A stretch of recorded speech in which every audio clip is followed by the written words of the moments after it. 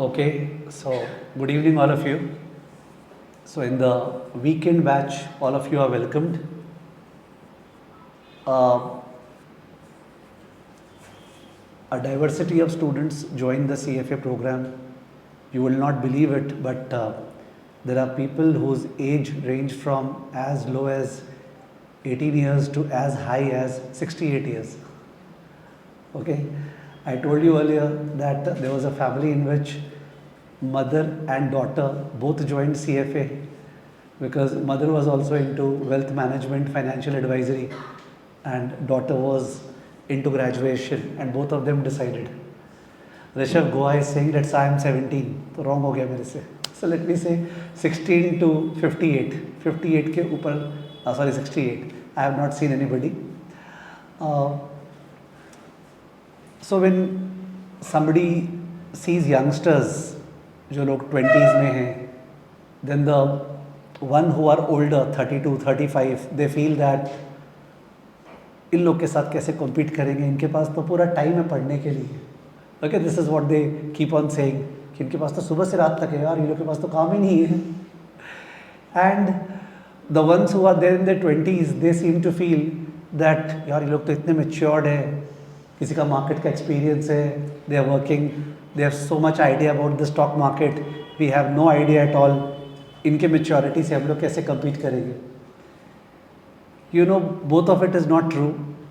जब यंगस्टर्स के बारे में बोलते हैं कि उनके पास बहुत टाइम है, द पॉइंट इज़ दैट इतना ज़्यादा डाइवर्जन और नॉइज़ है ना कि वो टिक के फोकस आता ही नहीं है. Some of the other things keep on arising because of which the focus doesn't come at all. जो working class है उनका अपना problem है. Many of them are married.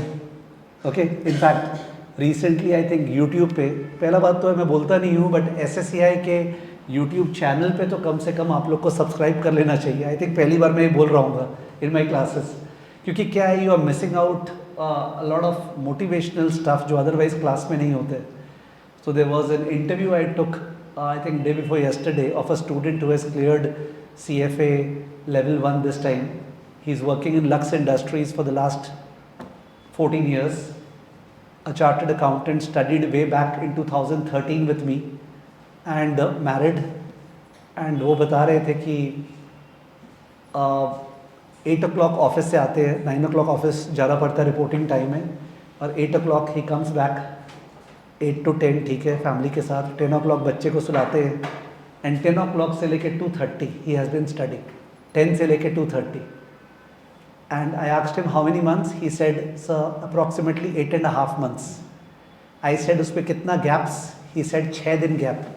8.5 months 10 से लेके 2:30, ठीक है, एंड 6 दिन गैप, और 6 दिन में से लास्ट का 2 दिन, बिकॉज वो आपने बोला था कि लास्ट का 2 दिन CFA का पढ़ाई नहीं कर रहे हैं. ये मेरा स्ट्रिक्ट गाइडेंस होता है. CFA का एग्ज़ाम जिस दिन है उसके 2 दिन पहले you are not suppose to touch the books, because if you do negative effect आएगा एग्ज़ाम पे, यानी पार्टी अपना पहले ही चालू हो जाता है.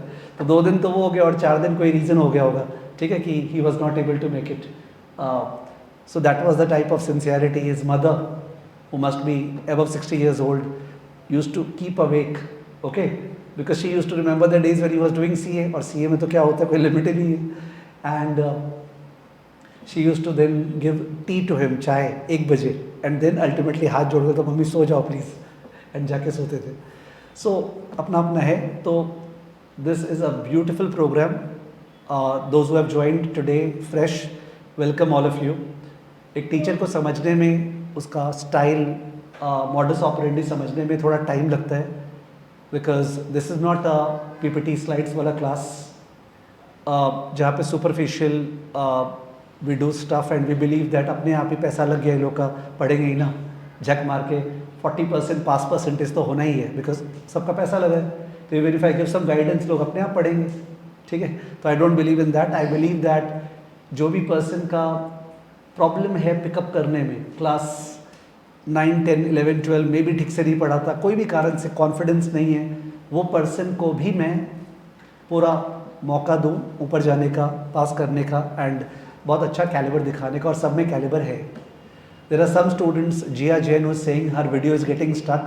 सो जी हाँ, the point is very simple, live batches में बहुत सारे जन कर रहे हैं. If everybody is fine then we don't stop. If everybody complains that the video और ऑडियो का प्रॉब्लम आ रहा है देन वी डेफिनेटली स्टॉप. ठीक है, तो I give equal importance to everybody who is sitting in front of me today and who is also in the live batch. ठीक है, so we will not stop because everything is fine right now. एक orientation class YouTube पे डाला हुआ है CFA का, CFA level 1 orientation class. For anybody who is doing the first class today, the orientation class is a must because उस class में we have discussed the syllabus, the exam structure, what commitment is required, what are the resources with which you study the CFA program. There's another student called Pooja Agarwal, उनको एक video का issue हो रहा है, तो जिया Jain, Pooja Agarwal. That doesn't mean that I will stop because once again more than 1,000 people are doing the class. ठीक है, okay. So I was saying that CFA का जो orientation class है वो वॉच करना जरूरी है. किसी का भी अगर फर्स्ट क्लास है तो please don't skip it. It's there on YouTube, SSCI YouTube channel पे है. ठीक है ना, तो आप देख लीजिएगा, आपको पूरा पता चल जाएगा. Because you can't feel that sir ने बताया नहीं what is the CFA programme, कितना क्वेश्चन है, क्या स्ट्रक्चर है, क्या टॉपिक है, वो सारा उस पर बताया हुआ है. We don't want to doubly waste our time. Okay, since CFA program में अवेयरनेस धीरे धीरे इम्प्रूव हो रहा है सारे कम्युनिटी का, देयरफॉर लोग अलग अलग पॉइंट्स में ज्वाइन करते हैं. अलग अलग पॉइंट्स पे ज्वाइन करते हैं, इसलिए हम लोग को भी क्या करना पड़ता है, अलग अलग एंट्री विंडोज़ देने पड़ते हैं. कभी इकोनॉमिक्स स्टार्ट करके, कभी QM स्टार्ट करके, कभी फिक्स्ड इनकम स्टार्ट करके. You would sometimes think that अलग अलग विंडो क्यों देते हैं. It is a necessity because you came to know now you join. तो आपको अचानक से अजीब लगेगा. कम से कम एक नया टॉपिक स्टार्ट हो जाए, you feel better of. In fact बहुत सारे स्टूडेंट जो ज्वाइन कर चुके हैं वो किसी पर्सनल और अदरवाइज रीजन से उनका बैकलॉग क्रिएट हो गया, तो उनका जब नया टॉपिक स्टार्ट होता है उनको अब जोश आता है, अब मैं ठीक से करूँगा. यू नो, लेट्स होप वो अब आ जाए एंड वो अब ठीक से कर लें. ठीक है, so that's what I wish for. I am not a great motivator. ठीक है, अभी I was talking to what do I say, a friend cum student of mine. Class के जस्ट पहले 2 मिनट पहले I would definitely like to share that. And that was because we are planning to host an alumni meet in Calcutta, okay, in which I was wanting to invite him because he was my first CA student. Okay, CA के पहला student तो friend ही होगा ना, because वो CA कर रहा था and I was like CA को त्याग दिए थे, तो he had come to me for a subject called माफा, फाइनेंस वाला.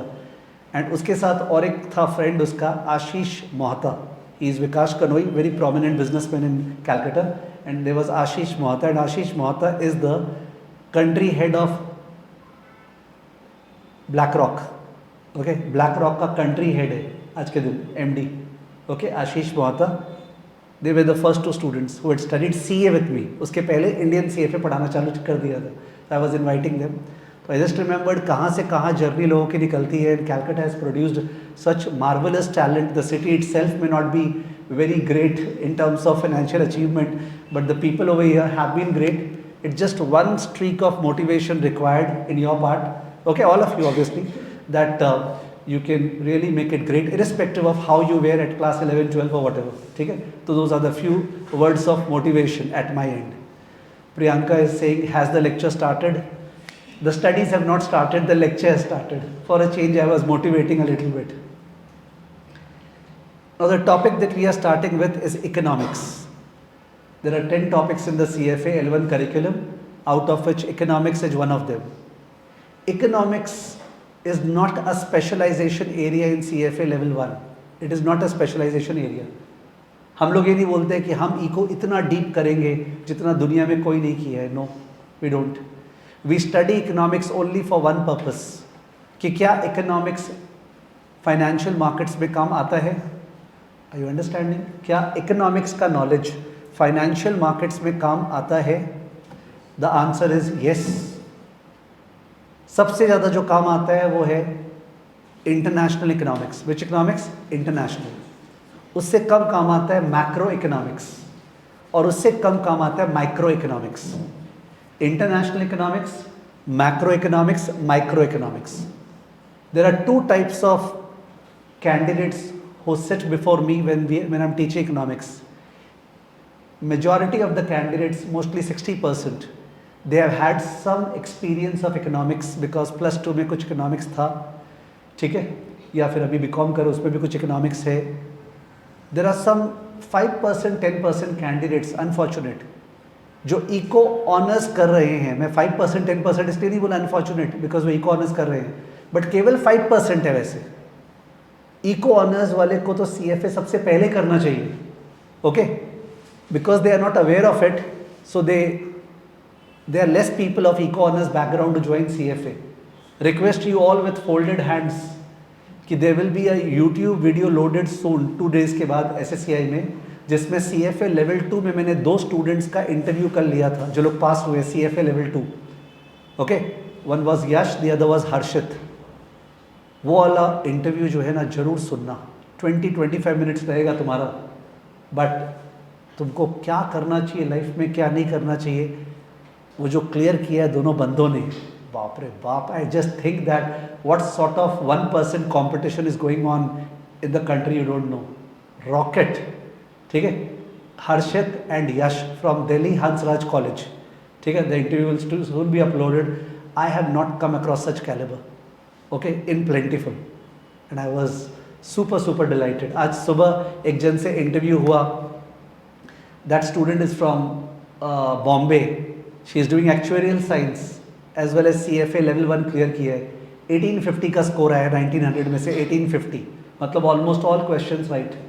5 पेपर एक्चुअरीज का हो गया. जब CFA प्रिपेयर कर रही थी साथ में एक्चुअरीज का एग्ज़ाम दे रही थी. तो इसका मतलब कोई भी एलाबाई किसी का बोलना कोई वो नहीं होगा. मेरे लाइफ में ये चल रहा है, बीकॉम का एग्ज़ाम है, ये है वो है, ठीक है. तो एक बार तुम्हारे जोश चढ़ जाए ना अगर, I can't tell you what will happen.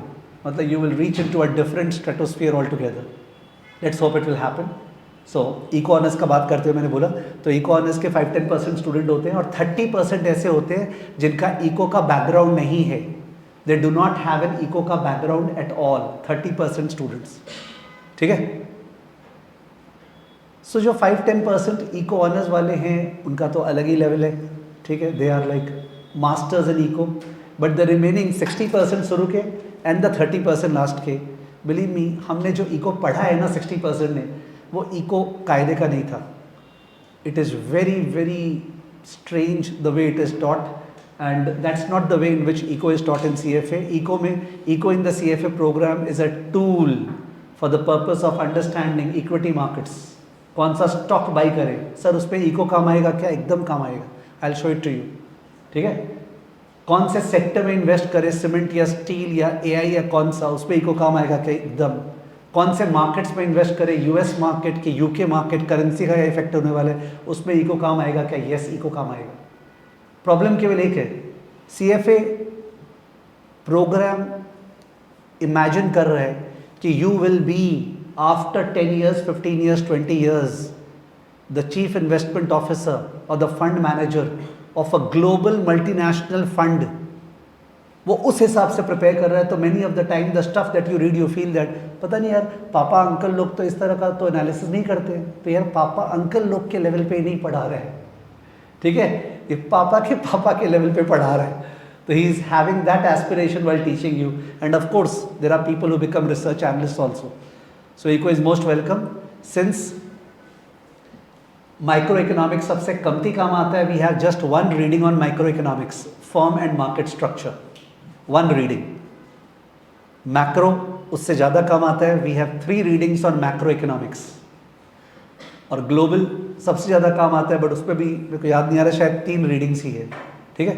तो micro macro global, micro macro global.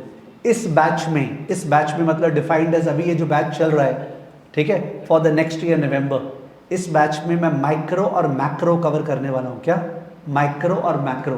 Because global मैंने अभी कवर किया था टू हाइट्स का लेवल, ठीक है, टू अनप्रेसिडेंटेड लेवल. ग्लोबल में पहुँचा चुका हूँ वहाँ पे, ठीक है. तो मैंने we have touched the mount Everest और Kanchenjunga, whatever it is. So we want to make the micro and the macro to that level again. So we are starting with microeconomics. No base is required. However, having said that, एक चीज़ बता दूँ, CFA institute ने pre requisite section डाल रखा है economics में, pre requisite, कि जिनको एकदम बेसिक से डिमांड, सप्लाई, प्रोडक्शन, कॉस्ट, आपने नाम सुना होगा, ये सब पढ़ना है, उनके लिए प्री रिक्विजिट सेक्शन डाला हुआ है. इफ़ यू आस्क मी कि सर क्या वो हम लोग को पढ़ना पड़ेगा, कि बोला I have to study that, मेरे ख्याल से नो, नहीं पढ़ना चाहिए, क्योंकि there is always an opportunity cost ना। अगर आप वो पढ़ रहे हो तो you are sacrificing other things that you could have studied. Unless and until you said मैं 20 आवर्स पढ़ रहा हूँ डे में तो अलग बात है, बट अदरवाइज वो नहीं पढ़ना चाहिए। तो सर फिर उसके बिना होगा कैसे? I am responsible for that. ठीक है, both from an exam point of view, from a real life point of view, we will conquer this chapter like nobody else. ठीक है, firm and market structure. Okay, so this is the chapter we are going on. There are around 4-5 students whose video is getting stuck. Bhuvi Shah, Malav Vaidya, Jia Jain, and there was one more person. In case it continues, I will request you not to do the live class, because why waste your time? आप मत करो live class, आप इसका जब recording upload होगा तब वो class कर लेना। ठीक है, because why waste your time. ठीक है, Arun Soni is saying where to find prerequisite. Prerequisite section जो है उसका वीडियो मेरे को मन नहीं है शेयर करने का। मैं तो 20 आवर्स का लेक्चर अपना शेयर कर सकता हूँ, 20-30 आवर्स का pre requisite, but it would be totally a time wastage, एकदम भी मेरा मन नहीं है शेयर करने का। ठीक है, और अगर आप रीडिंग करना चाहते हो तो रीडिंग जो है वो हम लोग शेयर कर देंगे, जो को रीडिंग है प्री रिक्विजिट का, anybody can read. Okay, I will ensure that the staff shares the same. ठीक है, ओके, चलिए अब अपने स्टार्ट करते हैं। You can write the heading in your notebook, firm and market structure. Firm and market structure, board दिखाना पड़ेगा तुमको। Firm and market structure, this is learning module 1। If you ask me sir, CFA level 1 exam में जो AM session है 90 questions, PM session है 90 questions, 180 questions में से इस चैप्टर से कितने क्वेश्चन आएंगे? How many questions will come from this chapter? The answer is mostly 2 or 3। 2 or 3 questions will come from this chapter, only 2 or 3। That only word is what lands people into 1595 instead of 1600। You understanding कि chapter से केवल 2 या 3 question आएंगे, उसको write करना है। You have to think that मेरा 1595 आने वाला था, इसका राइट करने से मैं 1600 क्रॉस करूंगा। That should be mentality number 1। Mentality number 2 real life में काम आएगा ना, और आई थिंक अपने सब जन कर रहे हैं, यहाँ पढ़ रहे हैं for the purpose of a great financial career, कि money does not drop, it rains. If you want it to rain, तो in that case you perspire and put your effort. ठीक है ना, okay. Abhishek Gupta is saying, requesting you to share the OME pager notes structuring the complete LM। 1 pager note बोलना चाह रहा था शायद, structuring the complete LM। तो अभी तो स्टार्ट ही नहीं किया हमने, क्या बोल रहे हो? आई डोंट नो। ठीक है, तो 1 pager note अभी स्टार्ट भी नहीं किया, 1 pager note बना दूँ। When the chapter is complete, you can do something, Abhishek Gupta, you can put the core reading into the chat GPT and you can ask it to create a 1 pager note. It will do it beautifully. Okay, in Hindi, English, mix of Hindi and English, Bengali, whatever you say, it will do it. ठीक है, तो चलिए start करते हैं। तो मैं हर एक comment पे रिएक्ट नहीं करने वाला हूँ, बिकॉज वो अपना रिदम को स्पॉइल करेगा। Firm and market structure, do you want it to be an interactive class और a 1-way traffic? What do you want? Interactive class or a 1-way traffic? Interactive, I hope. Do you want it to be an interesting class or a boring class? Interesting class, obvious है। ठीक है, तो and at the same time we should be able to move ahead. So because of which to be interactive you have to have a positive bent of mind and participate. चलो participate करते हो। मैंने equity जब start किया था, एक chapter company analysis past and present, तो Starbucks का एग्जाम्पल लिया था। Let me start with that. Starbucks जो है उसका स्टॉक का दाम क्या चल रहा है, एक बार चेक करो। स्टारबक्स आई थिंक नैस्डैक में कोटेड है, somebody can double confirm. Starbucks का शेयर का दाम क्या चल रहा है, check it out. What is the share price of Starbucks? तो 17 point something USD, 78 point something USD। Let's take it $80 for the purpose of round figure. $80 से communication better रहेगा। $80 check out the earnings per share of Starbucks, EPS for the last period reported. EPS, earnings per share of Starbucks, EPS of Starbucks for the last period reported.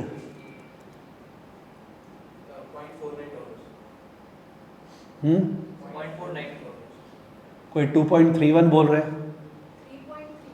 3.31, I think 3.31 करीब ही मेरे को figure है। कोई quarter का बोल रहा होगा क्या, ईयर का, एनुअल अर्निंग्स, एनुअल दस चलेगा, बोलो ना, चेक कर लो, वहां पे भी देख लेते कॉन्फर्मेशन। क्वार्टर का मत बोलना, एनुअल अर्निंग्स। वो लोग वहाँ कैलेंडर ईयर फॉलो करते हैं। I think 3.3 is the figure, अगर ठीक से खोजोगे तो 3.3 करीब आएगा। हाँ 3.3 मान रहे हैं, तो 3.3 को एक बार 4 मान रहा हूँ मैं 4 मान रहा हूँ, जिससे कम्युनिकेशन होगा, because who likes bad figures, nobody. तो $80 is the share price and $4 is the EPS, is it fine? $80 is the share price, $4 is the EPS, earnings per share. So the stock is trading at a price multiple of 20 times earnings. 80 divided by 4 is what? 20. 80 divided by 4 is what? 20. So the stock is trading at 20 times earnings. ये language okay है क्या? Share trade हो रहा है बाजार में 20 गुना earnings के, 20 times earnings, ठीक है। This 20 times you may have heard is called P ratio. What is it called? P ratio, price earnings ratio. एक बार चेक मत करना, because we are taking hypothetical figures और कंफ्यूजन हो रहा है क्वार्टर में और उसमें।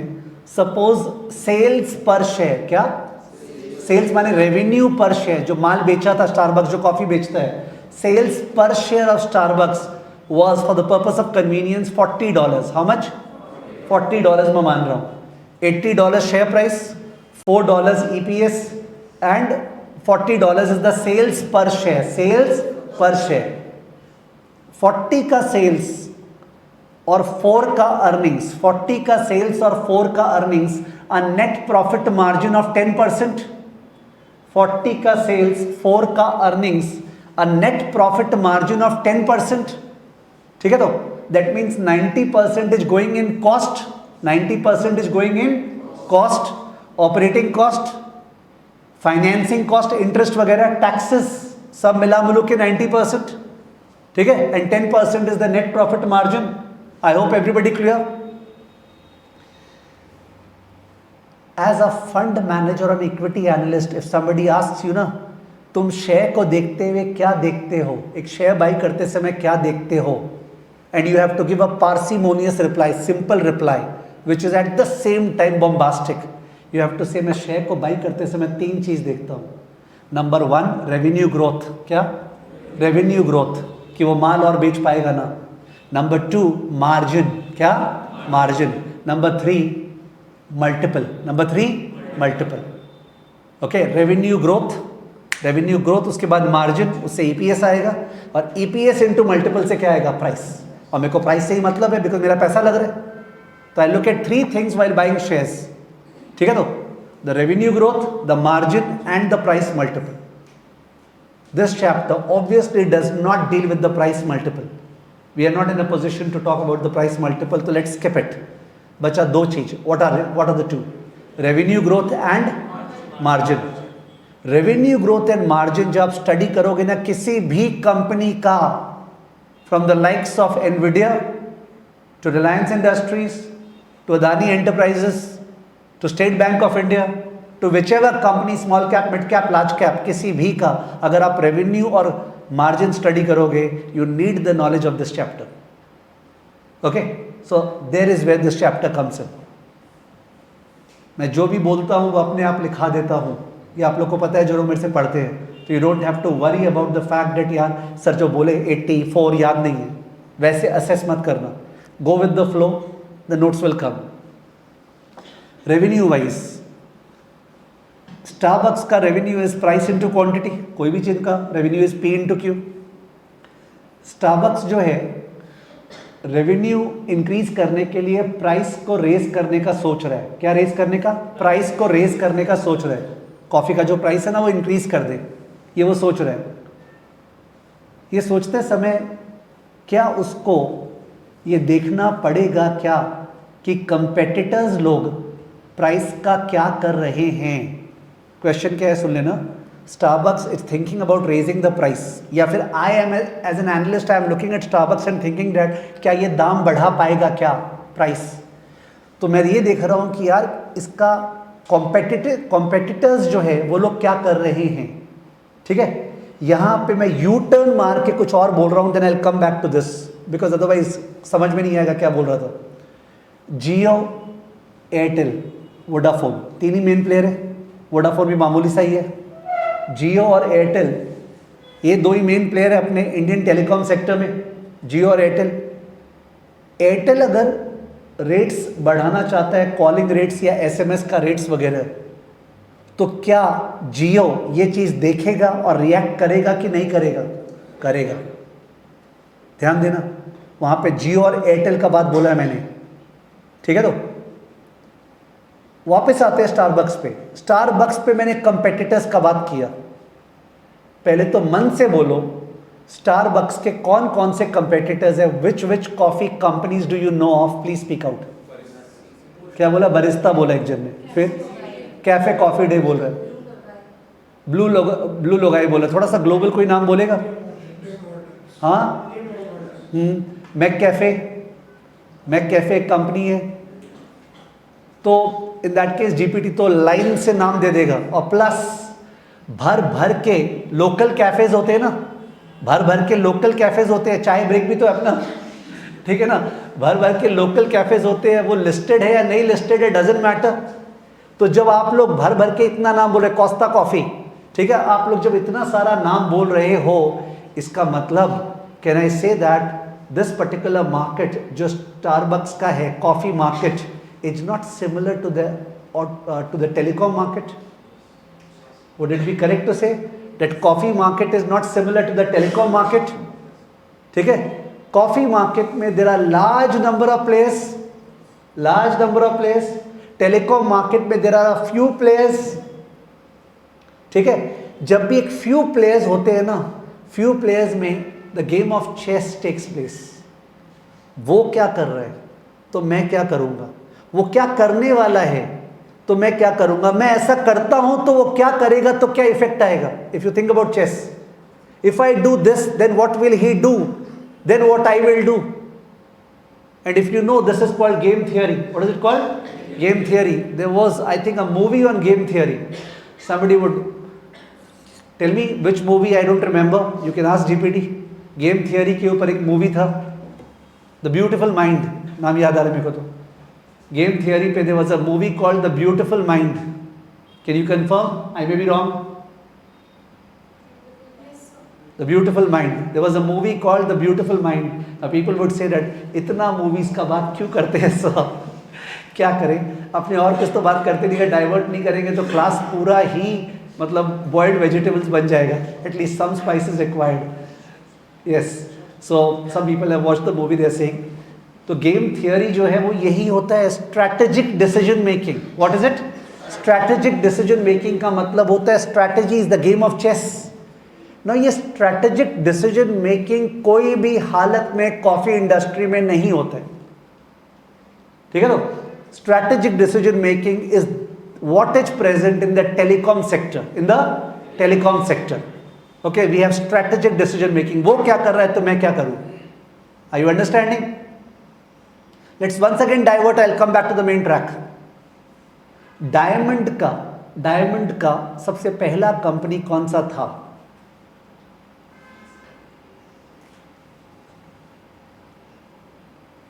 डायमंड का सबसे पहला कंपनी कौन सा था?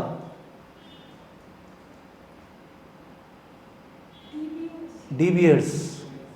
I think way back in the late 19th century, yeah, 1880। तो डी बियर्स ने सबसे पहले डायमंड का ढूंढा था and it choked the supply chain, मतलब in the sense that there was nobody else. जो उसका डिस्ट्रीब्यूशन नेटवर्क था और जो उसका खुद का था वो किसी और का नहीं था। तो De Beers was therefore a monopoly. De Beers was a monopoly, understood? There was no competitor, monopoly. नए लोग आए तो भी डीबीएस के साथ काम करने लग गए। It was a monopoly. If I were to talk a little bit non veg, which we have to because we take example, Pfizer ने वाइग्रा कब निकाला था? फाइजर ने, खोजो ना, because we have to take example. Pfizer ने Viagra कब निकाला था? Pfizer was the one I think which got a patent for Viagra. 1998 में वाइग्रा निकाला and it must have got a patent for at least 15-20 years. 15-20 साल का patent मिला होगा उसको वाइग्रा निकालने के लिए। Are you understanding? Now during the patenting period for that product it was a monopoly. During the patenting period for that product it was a monopoly. अभी you must be aware that we have, instead of diamond, we have lab grown diamond. There's a big market of lab grown diamond. And who does the certification for lab grown diamond? There's an India based company, IGI. I don't know the full form. International Gem कुछ होगा, IGI. It's a listed company, IGI. Lab grown diamond का ये करता है. You will think that why I'm talking about all this? Because I am going to talk to you in the fact that everything that is there in the chapter is related to stock markets. International Geological whatever उसका है। और एक company है दुनिया में जो diamond का certification करता है, लैब डायमंड का, सम GRI और व्हाटएवर, केवल दो ही कम, GIA जेम्स एंड कुछ होगा, ओके। तो GIA and IGI are comparable to which? Coffee market और टेलीकॉम मार्केट और क्या बोलते हैं द फाइजर का मार्केट किस मार्केट से कंपेरेबल है? Telecom market. You wanted a duopoly, oligopoly, it is lab grown diamond का certification. IGI and GIA it's oligopoly market, strategic decision making, दूसरा क्या कर रहा है क्या नहीं कर रहा है। Understood? Let's come back to Starbucks now. $80, $4 EPS, 20 times trading, $40 का सेल्स पर share, net profit margin is equal to what? 10%।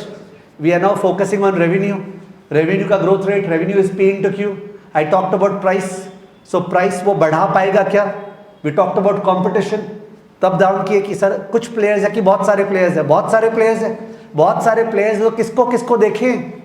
अगर ये चेस का गेम कैसे हो सकता है जहां पे लाखों जन चेस खेल रहे एक बार में? It is not a chess का game, it is not strategic decision making. I can apply my brain in having product differentiation, मतलब मेरा कॉफी का जो टेस्ट है वो और कहीं नहीं मिलेगा। जो एक्सपीरियंस है स्टारबक्स के वहां जाके वो कहीं और नहीं मिलेगा। जो ब्रांडिंग है, जो परसेप्शन क्रिएट करना है लोगों के मन में कि लोग अगर स्टारबक्स का कॉफी पी रहे तो देखा, ठीक है, मतलब वैसे पी रहे हैं, बाकी लोग पी रहे, लग रहा है सिकोरा में चाय पी रहे हैं। इट्स वैसे तो कोई फर्क नहीं पड़ता है, बट अभी कंटेक्चुअल था तो बोलना पड़ा, ठीक है। आई थिंक सिकोरा में चाय इज बेटर, ठीक है। एनीवेज, सो स्टारबक्स का वो ब्रांड, वो परसेप्शन ना, वो शो ऑफ करने का, वो क्रिएट करना, that is where it is applying the brain and therefore it is charging a premium. There is no doubt that Starbucks के कॉफी का प्राइस जो हायर है, and every time if you check out, अभी अपने check नहीं करेंगे, the price increase is must be at the rate of around 5 to 10%, तो inflation करता ही है, and that is digested by the market. Understood? But अगर मैं हाइपोथेटिकली बात करूं, प्राइस इंक्रीज करने से अगर डिमांड जोर से गिरता है, प्राइस इंक्रीज करने से अगर डिमांड जोर से गिरता है, तो उस केस में प्राइस इंक्रीज करना चाहिए कि नहीं करना चाहिए? नहीं करना चाहिए, बिकॉज अपने को मतलब तो total revenue P into Q से है। प्राइस इंक्रीज करने से डिमांड जोर से गिरता है तो we should not raise the price, ठीक है। तो प्राइस इंक्रीज करने से अगर डिमांड जोर से गिरता है, so for those 30% people who have not done economics, in English language what would you से? डिमांड इज इलास्टिक और इन इलास्टिक। इलास्टिक माने जो एकदम इलास्टिक है, चेंज हो जाता है।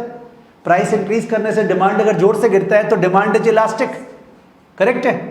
तो इलास्टिक का डेफिनेशन थोड़ी पढ़ना है कि व्हाट इज इलास्टिसिटी, ठीक है। इलास्टिक को फील करना है, मतलब प्राइस के चेंज करने से क्वांटिटी जोर से चेंज होता है। इलास्टिक कंज्यूमर बोल रहा है उस कंपनी को, जिसके कारण, जिसमें ऐसा हो रहा है कि प्राइस इंक्रीज करने से डिमांड जोर से गिरेगा, कंज्यूमर उसको बोल रहा है तुम दाम बढ़ा के तो दिखा, फिर देख हम क्या करते हैं।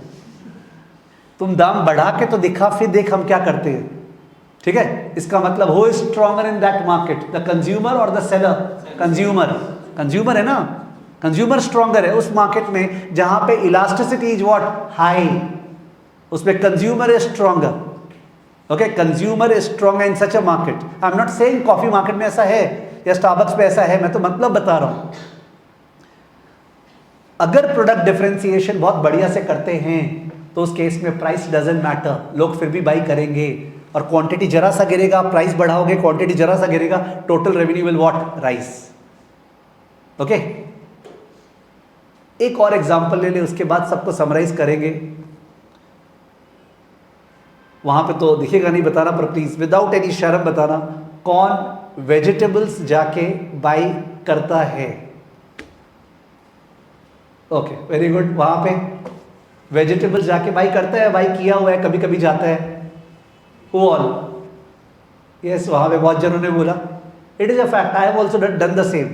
तो अगर वो पूरा का पूरा सब्जी बाजार को इमेजिन करें, अपने सब्जी बाजार को इमेजिन करें जहां पे इतने सारे लोग बैठे हैं and they are selling potatoes और अनियन और tomato. Now I am trying to say, वो जो पोटैटो सेलर है, potato seller, he can not charge a higher price. वो 2 रुपया ऊपर ज्यादा चार्ज नहीं कर सकता है, बिकॉज उसके बगल में इतने सारे और बैठे हैं जो पोटैटो ही बेच रहे हैं। And that is what is called commoditization of something. Commoditization जब बोलते ना तो वही आलू भिंडी का अपने बात करते हैं। कमोडिटाइजेशन मतलब there is no product differentiation, it doesn't matter. तो in that case price is not determined by the individual seller, they have to accept the price जो मंडी में है। इन द सेंस दैट अगर कैलकाटा में फॉर एग्जाम्पल कितने जोर से बारिश और वाटर लॉगिंग हुआ था, तो जब बारिश वाटर लॉगिंग हुआ था तो ultimately supply chains got choked and therefore उस दिन तो आई डोंट नो बट उस दिन तो डेफिनेटली पोटैटोज टोमेटो सबका दाम बढ़ गया होगा, 1.5 गुना 2 गुना दाम। Now that means the sophisticated way में जिन लोगों को कर्व बनाने में मजा आता है ना, सबसे मेन प्रॉब्लम इको का हो गया कर्व। ये कर्व बनाते बनाते बर्बाद कर दिया कि the demand curve shift to the right and therefore this happens. अरे क्या curve shift to the right, common sense का बात हो रहा है। It's not that I don't know curve, ठीक है, बट कर्व को घुसाते ही अपने इको में बदमाशी कर रही है। आपका जो 2 या 3 क्वेश्चन एग्जाम में आएगा उसमें कोई कर्व नहीं आएगा, ठीक है। तो कर्व को सबसे पहले त्याग दे भाई, कर्व से मतलब नहीं है हमको, हमें कॉमन सेंस से समझना है, हम समझ के कर दे क्वेश्चन, ठीक है। तो सप्लाई डिस्टॉर्शन, डिमांड का इंक्रीज वगैरह, that they are market factors for potato, ठीक है। कौन सा कुछ फेस्टिवल होता होगा जिसमें कोई वेजिटेबल्स का बहुत जोर से होता है, बना भगवान को चढ़ाते हैं एंड ऑल दैट, एंड अचानक से you will find that on those days the vegetable price will go up. Now that has not happened because of that particular vegetable seller, na? It has happened in the market overall. That's the industry. The individual firms are price takers. They take the price, and that is perfect competition. What is that? Perfect competition. ये सुनते हुए जो लोग भी actually vegetable market जाते हैं ना, जो बोले थे, वो लोग को ध्यान आ रहा होगा, बोलने का मन भी कर रहा होगा, बोल नहीं पा रहे होंगे, हो सकता है लाइव में तो कुछ बोल भी दिए होंगे कि सर ऐसा बात नहीं है, आलू में भी अलग अलग वैरायटी है। किसी का पोचा माल होता है, किसी का बढ़िया होता है, तो एग्जैक्टली सेम प्राइस नहीं होता है। फैक्ट है, ये ट्रू है, okay, it is not the same. और जरा सा डिफरेंस इन प्राइस होता है, टमाटर में तो डेफिनेटली होता है, ठीक है। तो because of which perfect competition वैसे एग्जिस्ट नहीं करता है। बट अगर बोलना ही पड़ेगा अपने को परफेक्ट कंपटीशन के बारे में, तो फिर क्या बोलें। तो I believe nobody will put in a message to us that you spoke that potato market is perfect competition, homogeneous product, but this is not true, sir. Please ये question मत डालना, ठीक है ना। So we need to know when we are studying the revenue side of a firm का revenue, because firm का sales पे उसका price dependent है। माल नहीं बेचेगा तो कहाँ से कमाएगा नहीं तो दाम कैसे आएगा, ठीक है, शेयर मार्केट में। तो उसका revenue side में I have to know what is the market structure. Does it belong to perfect competition, vegetable market type? Does it belong to monopolistic competition? क्या बोले? Monopolistic competition. English language wise monopoly का मतलब सब जन जानते हैं, those 30% crowd also. Monopoly माने single, but we said monopolistic competition. Monopolistic competition. Competition word comes from perfect competition, but monopoly comes from monopoly.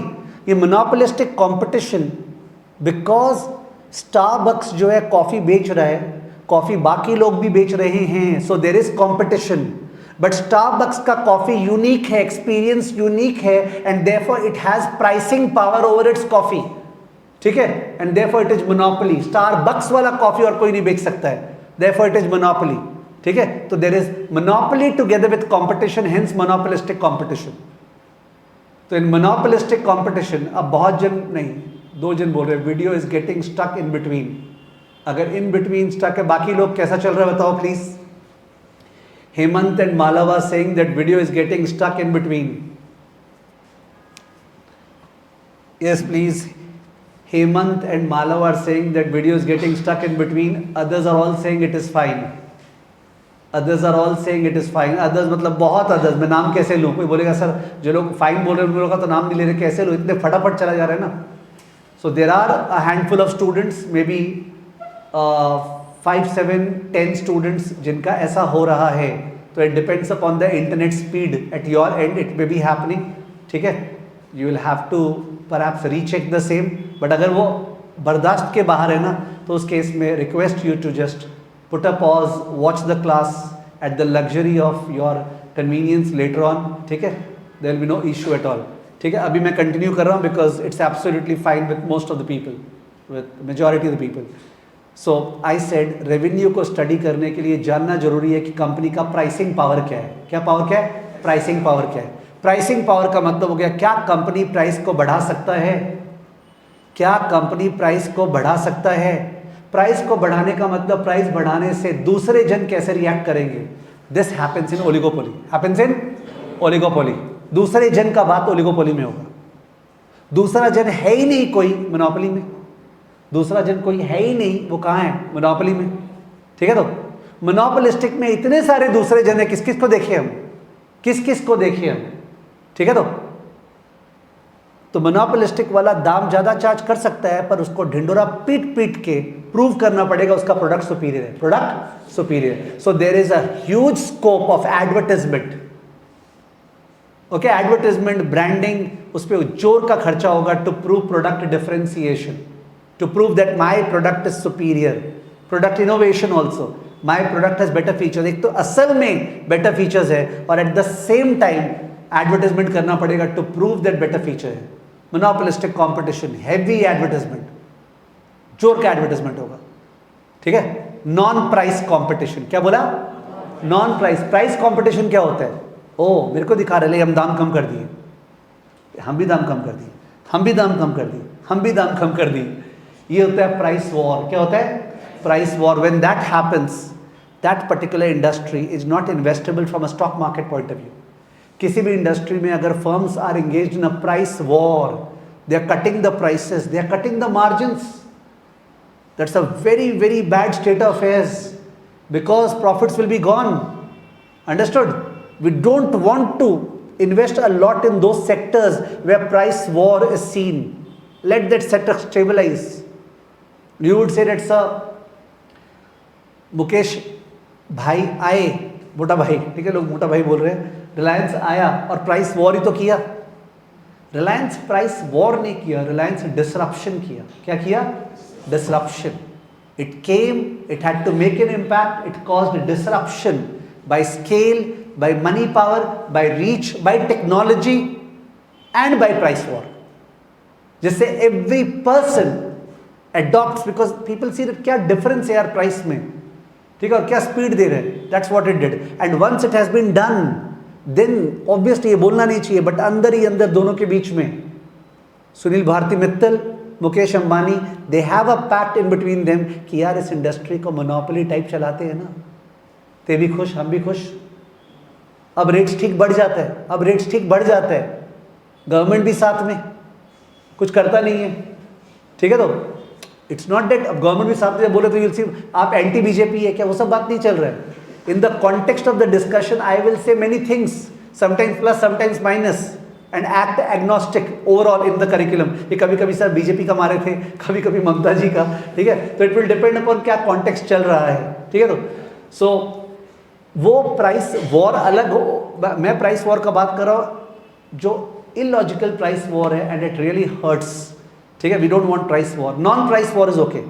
सब जन, suppose I mean to say CFA, global CFA tuition industry में there are a number of players. If we count all the smaller bigger players, there are a number of players.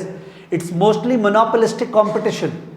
But अगर everybody is really really promoting CFA, तो in that case सबका फायदा हो रहा है ना, because overall awareness बढ़ रहा है लोगों का. अवेयरनेस बढ़ रहा है तो लोग ज्यादा CFA करेंगे. The industry size is going up. Are you understanding? तो देखा जाए तो non price competition advertisement is not something that hurts a lot. ठीक है, people who can't differentiate, they will obviously have to shut their shop. That's okay, that will happen, but otherwise it's good. But price competition is really bad, because then quality also goes down.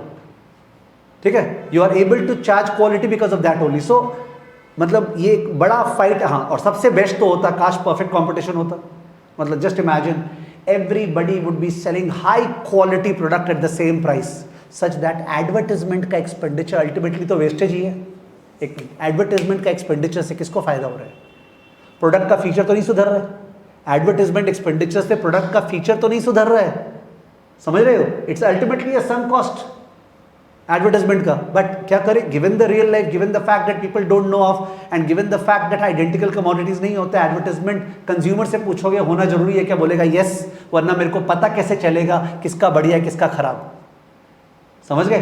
तो there is a great debate कि monopolistic competition होना चाहिए या नहीं होना चाहिए, and the favour is that monopolistic competition real world में तो होना चाहिए. That's the best market form, because perfect possible नहीं है. ओके, तो perfect competition, monopolistic competition, oligopoly, monopoly, 4 market structures है. Perfect competition vegetable market, monopolistic competition coffee market, oligopoly जो अपना एग्जांपल हो गया कौन सा, लैब ग्रोन डायमंड, और टेलीकॉम बेस्ट एग्जांपल है. मोनोपोली मार्केट में मैंने जानबूझ के वियर्ड एग्जांपल्स दिया. फाइजर का दिया, वाइग्रा का, मैंने डी बियर्स का एग्जांपल दिया जो आज के दिन मोनोपोली है ही नहीं. और वैसे मोनोपोली कौन से है? सारे के सारे मोनोपोली जो रियल लाइफ में हैं, they are natural monopolies. Very important word. What word? Natural monopolies.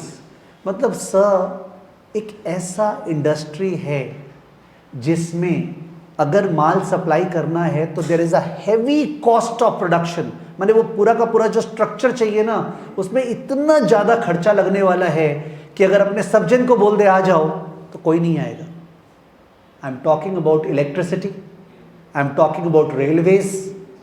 कि इलेक्ट्रिसिटी का सप्लाई करने में जो फिक्स्ड कॉस्ट लगता है, that is so high that if you allow 100 players nobody will come, because वो फिक्स्ड कॉस्ट रिकवर कैसे होगा? फिक्स्ड कॉस्ट तो फिक्स्ड हो गया ना. आप जब तक नंबर ऑफ यूनिट्स नहीं बढ़ाओगे, the per unit cost will not come down, and everybody has to pay exorbitant price for electricity. Understood? That's called natural monopoly. Economies of scale. Economies of scale मतलब large scale में economies है. Economies मतलब average cost will fall. If you operate on a large scale, average cost curve will fall. Average cost माने cost per unit. Average cost माने cost per unit. Cost divided by number of units. It falls. और उसके fall होने से क्या है? The other person is able to charge a lower price. Because अगर मेरा cost of manufacturing per unit low है तभी तो मैं कम दाम चार्ज कर पाऊंगा. How can I charge a lower price otherwise? तो that's natural monopolies happens in utilities, मतलब इलेक्ट्रिसिटी एंड सो ऑन. ठीक है, तो वहां पे दिक्कत क्या होता है, अगर एक मोनोपोली बना दिए जो इलेक्ट्रिसिटी सप्लाई कर रहा है, उसका कॉस्ट कम हो गया बिकॉज वही तो सारा सप्लाई कर रहा है, तो क्वांटिटी ज़्यादा है तो एवरेज कॉस्ट कम है, कॉस्ट पर यूनिट कम है. पर तुम्हारे ख्याल से वो प्राइस ज़्यादा चार्ज करना चाहेगा कम, ज़्यादा चार्ज करना चाहेगा ज़्यादा, बट उसको गवर्नमेंट चार्ज करने देगा नहीं. यानी जो भी नेचुरल मोनोपोली है उनमें प्राइसेस आर डीरेगुलेटेड और regulated. Prices are regulated by the government. They do not allow prices abnormally. They allow price which provides the natural monopoly a normal ROI. A normal ROI. What is ROI?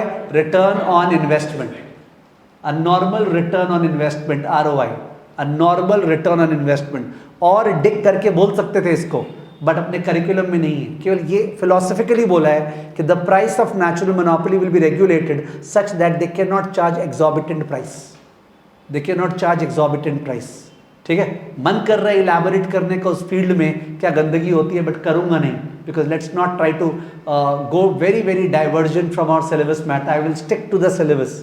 ठीक है, तो natural monopoly सबसे popular monopoly है, natural monopoly. और उसके अलावा monopoly मेरे ख्याल से जो होता है वो होता है अगर फार्मा इंडस्ट्री में किसी को पेटेंट मिला तो 5 साल के लिए 10 साल के लिए, दैट्स अ मोनोपोली। एंड वो क्यों मिलता है? वो इसलिए मिलता है बिकॉज वो इतना ज़्यादा R&D लगाया है, वो मिलियंस एंड बिलियंस स्पेंड किया है उस ड्रग को डिस्कवर करने के लिए।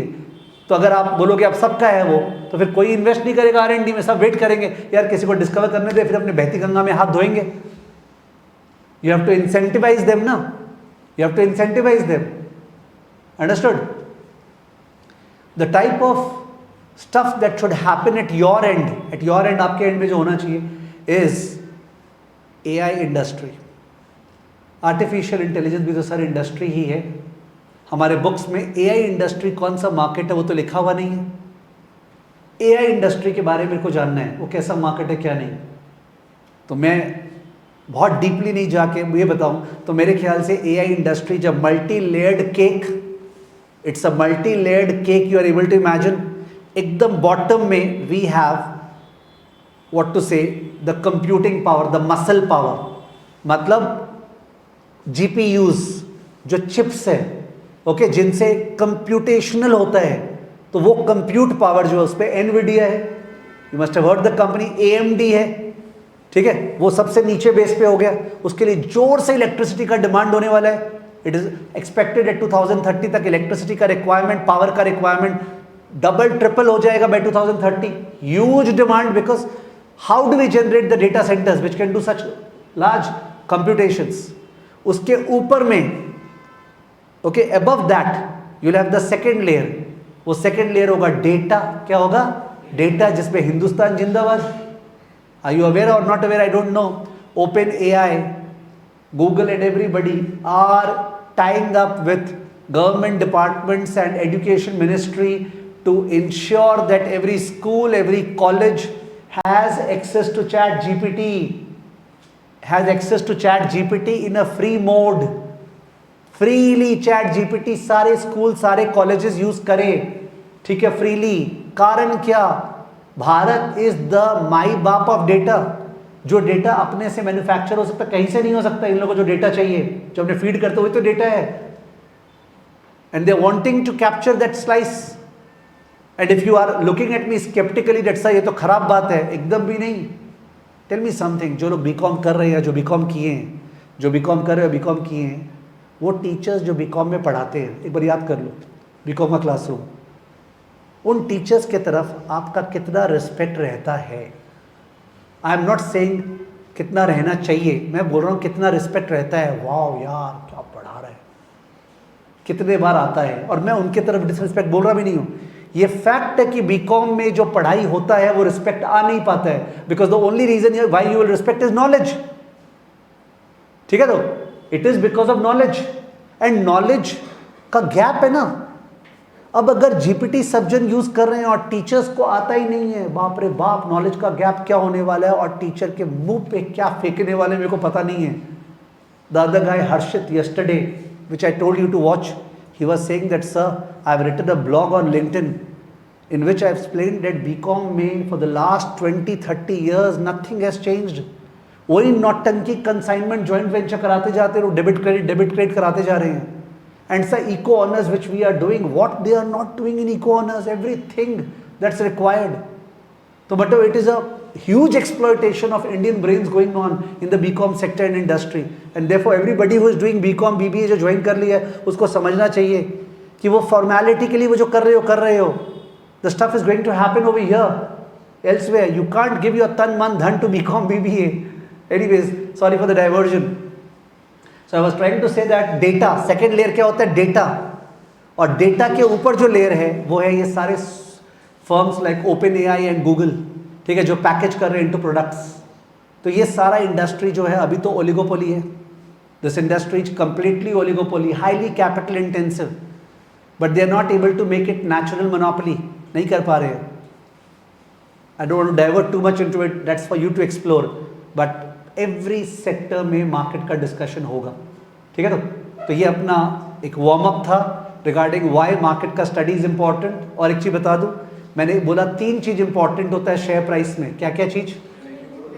Revenue growth, margin, multiple. And that will be useful for you even when you go for an interview. The first interview you land, you will say that, sir, in simple terms, the stock price performance is a function of three factors: the revenue growth, margin and multiple. Believe me, it captures everything. Then there could be further drill down inside it. मैं गया, मैं बोला multiple इस chapter में है कि नहीं है? नहीं है, हटाओ, बचा क्या? रेवेन्यू और margin. One part of the chapter focuses on revenue. Revenue is P into Q. P into Q depends upon elasticity of demand.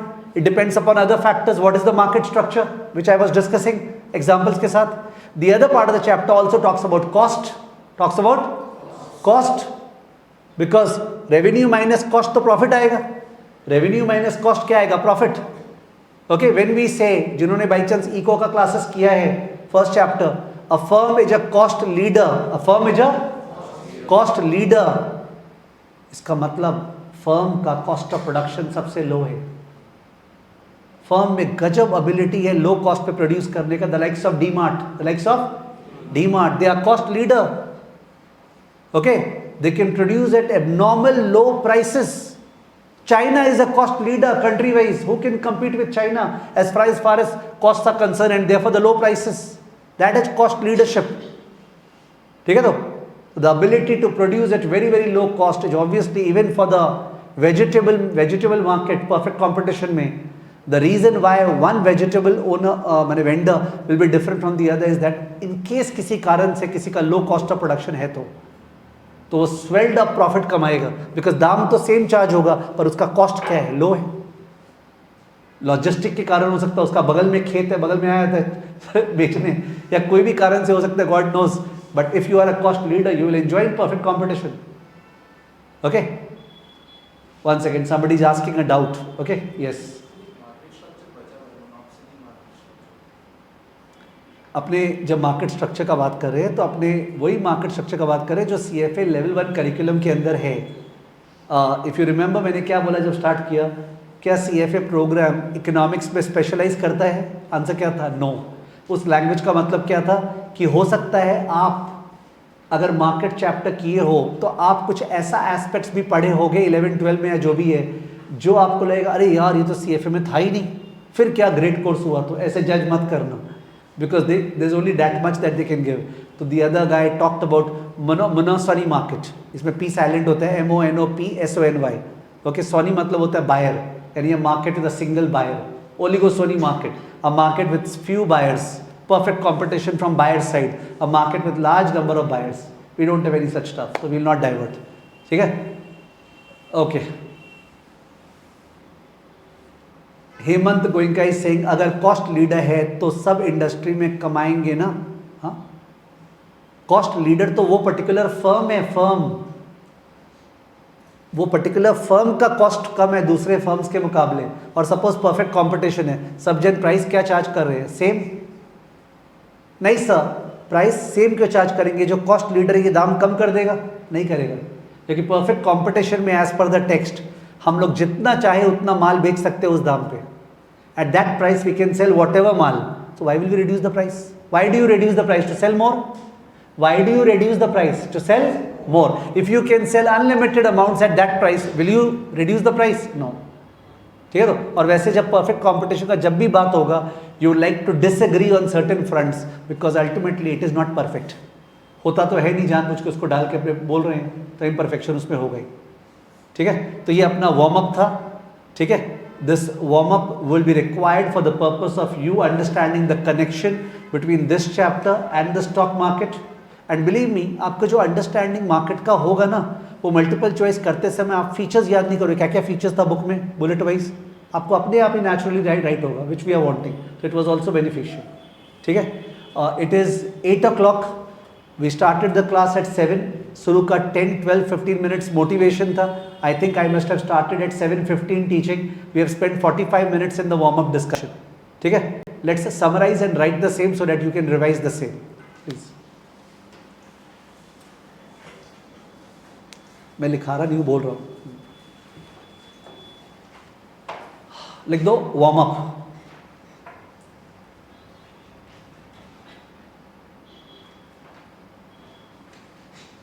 तो वार्म अप में point number 1, consider Starbucks. You don't have to worry about spelling, इससे bucks का spelling नहीं आ रहा है, बक दो spelling को, ठीक है. Consider Starbucks trading at $80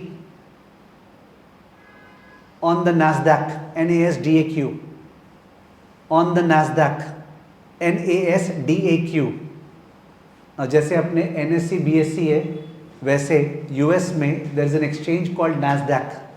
sir क्या वो जनरल नॉलेज वाइज एग्जाम में पूछेगा? नहीं पूछेगा, बट इतने जगह ये सब वर्ड्स आएगा ना, तो वो दोस्ती मैं कैसे कराऊं, क्लास में कभी कभी यूज करेंगे तभी तो दोस्ती होगा ना, अवेयरनेस होगा. Understood?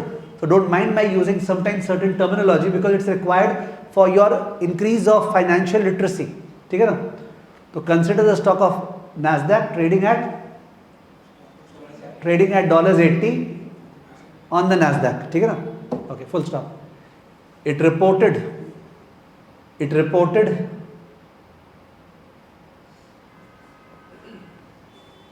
a top line bracket revenue bracket close of $80 per share, $40 per share, $40 per share, $40 per share, with a bottom line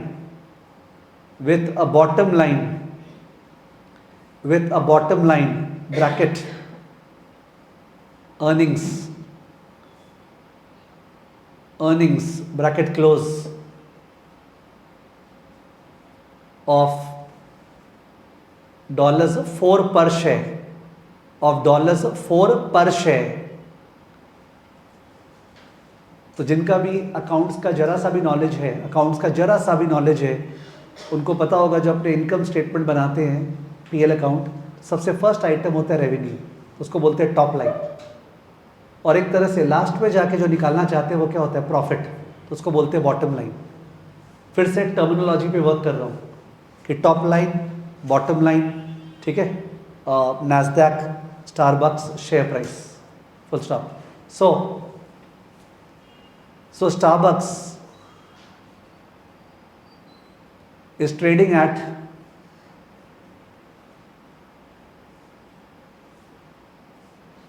$20 times earnings,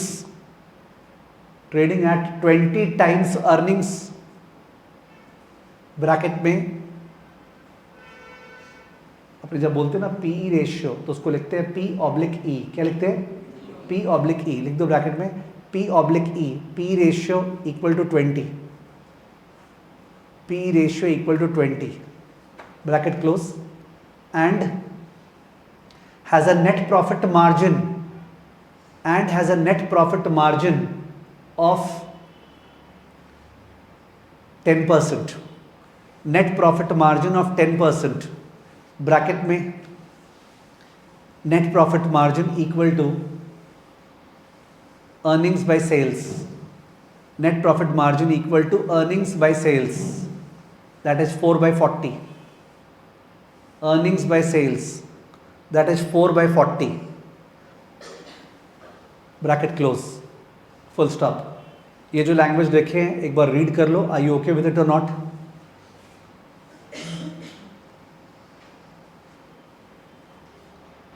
because लिखाते सही मेरा मन क्या करता है, सिंस वही लिखा रहे जो बताए थे, तो वैल्यू एडिशन क्या होगा, तो कुछ ना कुछ लिखाते समय एक्स्ट्रा बेनिफिट उठाएं, सो दैट वो लिखाने का जो टाइम जा रहा है वो वेस्टेज नहीं हो जाए.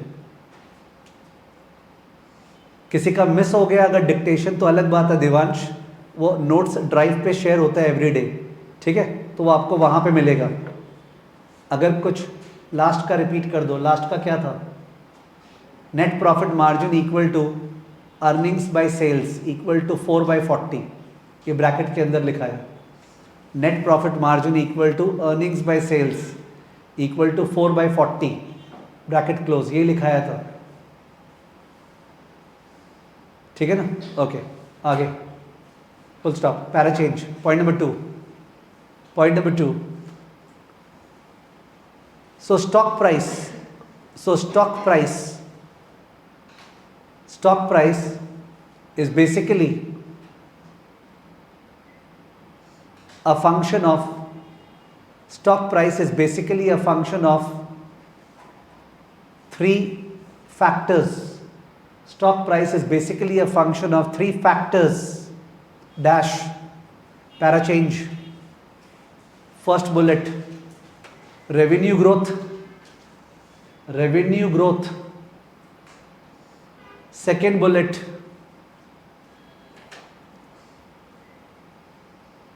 margin.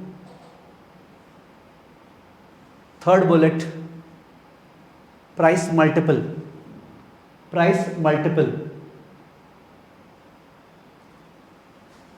Okay, so when I said price multiple, a student named Vanisha Arora is saying there is also a enterprise multiple.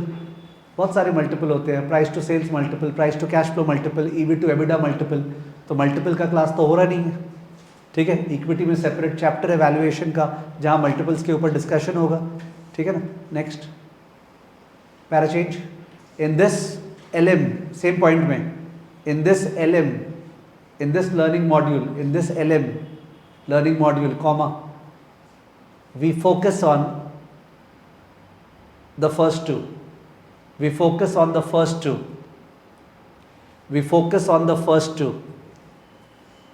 Point number 3, revenue growth. Heading है रेवेन्यू ग्रोथ. इस हेडिंग के अंदर लिखना है revenue that is TR. TR मतलब total revenue. उसको revenue बोलते हैं, टोटल रेवेन्यू बोलते हैं. TR क्यों याद आ गया? बिकॉज बाई चांस कहीं TR लिखा हुआ आ गया तो total revenue. TR is equal to P into Q. Next line.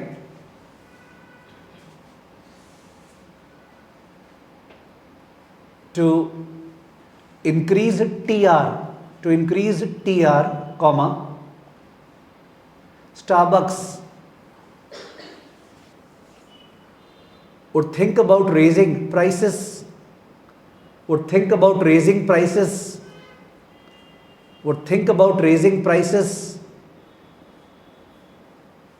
but that may reduce quantity demanded,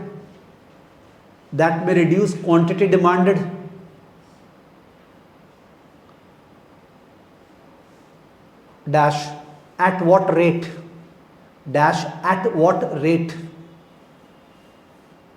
question mark.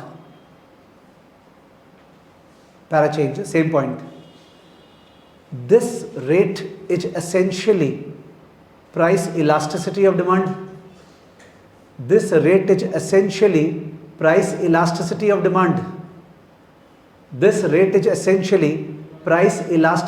demand. Bracket screen दिखाओ. ये इसका नोटेशन है ED. Price elasticity of demand इसका नोटेशन है ED, जो स्क्रीन पे लिखा हुआ है ED. Okay, price elasticity demand ED, full stop.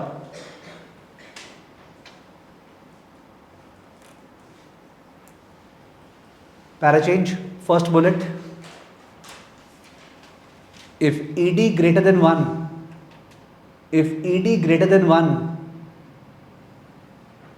comma, say ED equal to 4, it means if price goes up by 1%, say ED equal to 4, it means if price goes up by 1%, comma, Q, quantity demanded, will fall by 4%.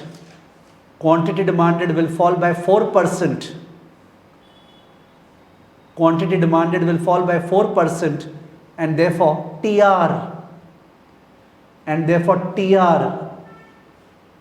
total revenue will approximately fall by, waiting for you, आपके जवाब का wait कर रहा हूं, because I am not wanting that लिखते समय आपका दिमाग नहीं चल रहा है. Total revenue will fall bye approximately how much? Amit Kedia का आंसर रॉन्ग है. राहुल परिहार का आंसर रॉन्ग है. ऋषभ गुहा का आंसर राइट है. अभिषेक सिंह का आंसर राइट है. अंश लांबा पता नहीं एग्जैक्टनेस में शायद चला गया, मैंने अप्रॉक्स पूछा. सांची का रॉन्ग है. अर्पित का रॉन्ग है. सौरभ का राइट है. और बाकी लोग का बोल नहीं सकता हूँ. Answer is 3%. 3%. Price into quantity है. प्राइस 1% से बढ़ा तो रेवेन्यू बढ़ना चाहिए. क्वांटिटी 4% से गिरा तो रेवेन्यू गिरना चाहिए. 1 और 4 में फाइट था तो 3% से गिरेगा. Common sense. Total revenue P into Q है. प्राइस बढ़ रहा है तो रेवेन्यू बढ़ेगा. क्वांटिटी गिर रहा है तो रेवेन्यू गिरेगा. तो फाइट है ना 4 और 1 का.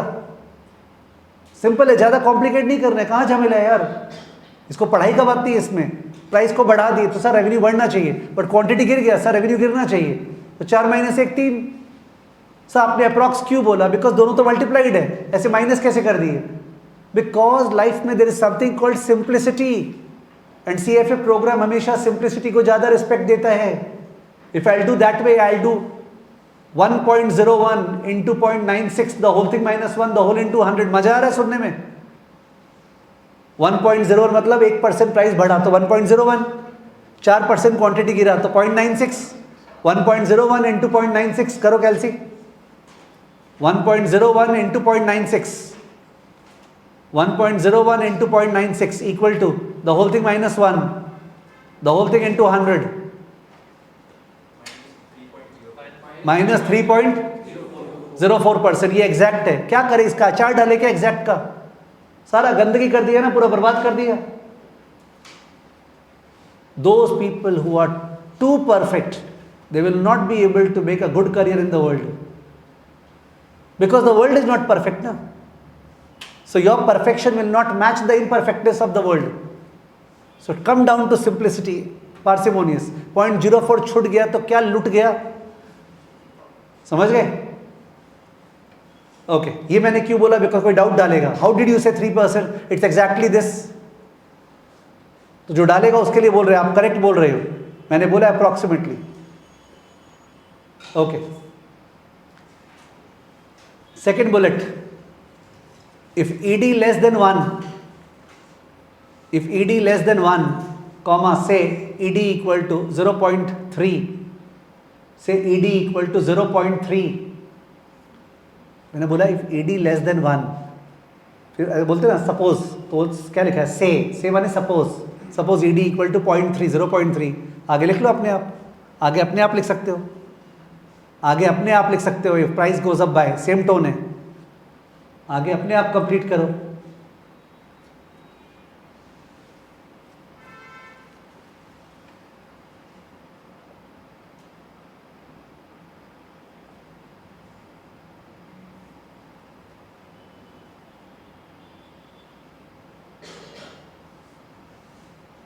लिख लिया होगा आपने.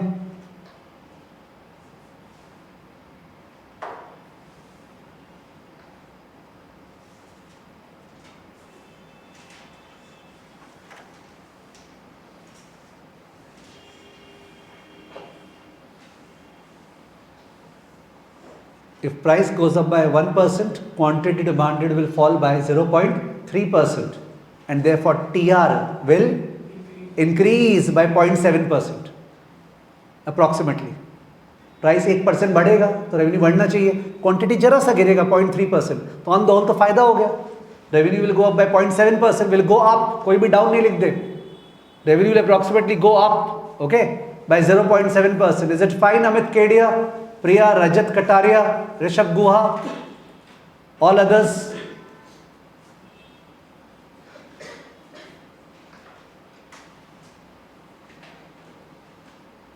ओके. आपने क्या इलास्टिक और इन इलास्टिक लिखे क्या? मिस कर गए? नहीं लिखे, मिस हो गया. आपको एरो देके गंदा करना पड़ेगा नोट्स को. जो फर्स्ट बुलेट था वो था इलास्टिक, जो सेकंड बुलेट था वो था इन इलास्टिक.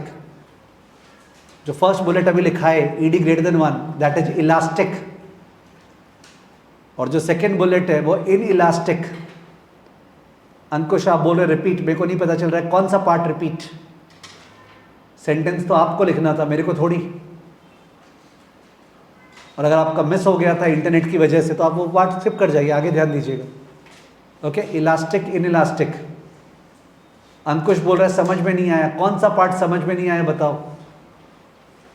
अंकुश कौन सा पार्ट समझ में नहीं आया बताइएगा प्लीज। इंटरनेट के फ्लक्चुएशन की वजह से कुछ हुआ है तो प्लीज वो मत लिखिएगा। समझ में कौन सा पार्ट नहीं आया? बोल रहा है ईडी लेस देन 1 समझ में नहीं आया। सरप्राइजिंग है अगर समझ में नहीं आया। T R is equal to P into Q. Price 1% increase हो रहा है तो क्वांटिटी 0.3% डिक्रीज हो रहा है। देखिए प्राइस 1% इंक्रीज हो रहा है, क्वांटिटी 0.3% डिक्रीज हो रहा है। तो प्राइस के बढ़ने से रेवेन्यू बढ़ना चाहिए, क्वांटिटी के गिरने से रेवेन्यू गिरना चाहिए। तो अल्टीमेटली रेवेन्यू 0.7% से बढ़ेगा ना। और अभी भी समझ में नहीं आया तो आमी पारबो ना, इसको बंगाली में बोलते हैं, मतलब मेरा दम नहीं है समझाने का। अगर अब समझ में नहीं आया तो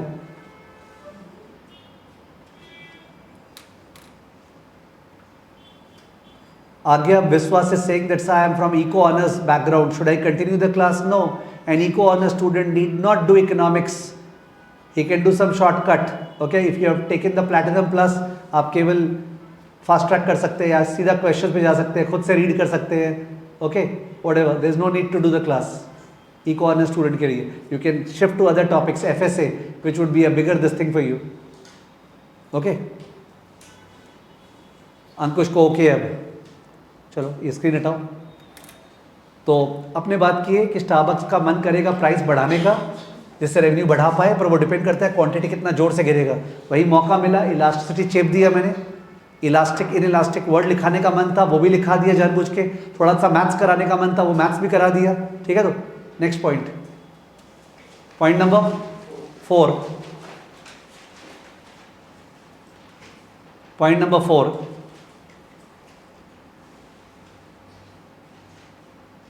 however,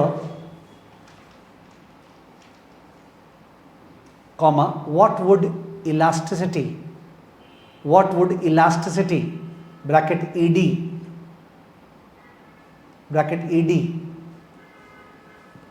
depend on, ये जो ed का बोल रहे हैं किस पे डिपेंड करेगा?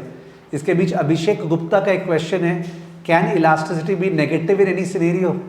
वो जो इलास्टिसिटी नेगेटिव है तो उस पर ये समझाना पड़ेगा। पहली बात तो ये mathematically elasticity of demand is always negative, always. क्यों? बिकॉज प्राइस बढ़ रहा है तो क्वांटिटी बढ़ रहा है कि गिर रहा है? गिर रहा है। अगर ऑपोजिट डायरेक्शन में है तो आंसर तो नेगेटिव है। बट कोई चीज़ अगर नेगेटिव ही होता है ना, कोई चीज़ अगर नेगेटिव ही होता है तो human beings once again simplicity wise उनको नेगेटिव फिगर ज़्यादा समझ में आता है कि पॉजिटिव। Tell me, positive. तो कोई चीज़ अगर नेगेटिव होता है ना तो उसको नेगेटिव दिखाते ही नहीं है, उसको पॉजिटिव बोल देते। क्यों? बिकॉज बोलने में कितना खराब होगा ना, ईडी इज -0.3, ईडी इज -4, माने वो माइनस कहीं ना कहीं हर्ट करेगा कम्युनिकेशन में। तो जो चीज़ हमेशा ही नेगेटिव है उसको क्या बोल दिया जाता है? पॉजिटिव। समझ गए? तो अभिषेक गुप्ता के सेंस में ये बोलना चाह रहे हैं कि अपने जो वो वाला बात है ना, क्या ऐसा हो सकता है कि प्राइस इंक्रीज करने से डिमांड बढ़ेगा? ऑफ कोर्स होता है, एप्पल का प्रोडक्ट है, ठीक है, जिसमें अगर प्राइस बढ़ा दिया तो शो ऑफ ज़्यादा कर पाएंगे एंड डिमांड बढ़ेगा। वो exceptions to law of demand होता है, जिन्होंने +2 में किया होगा बहुत सारा होता है, गुड्स वगैरह वैसा होता है। Can I discuss the same? Yes I can, but it is not a part of the curriculum, why should I discuss? तो for your interest you can discuss exceptions to law of demand कि price बढ़ेगा, quantity बढ़ेगा, वो कब कब होता है वो आप खुद स्टडी कर सकते हैं। ठीक है ना? ओके, चलिए पॉइंट नंबर 4 क्या? पॉइंट नंबर 4, हाँ, पॉइंट नंबर 4 में कुछ लिखे थे हम लोग।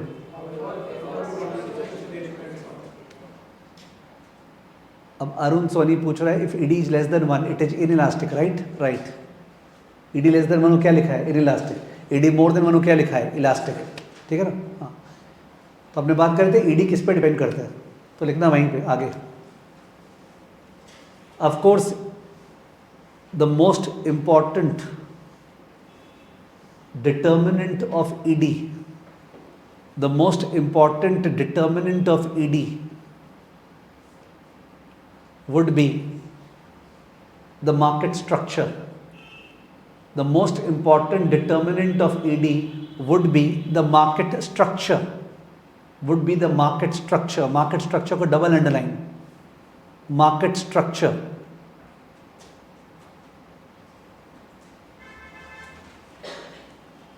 Dash. Para change. First bullet. Perfect competition.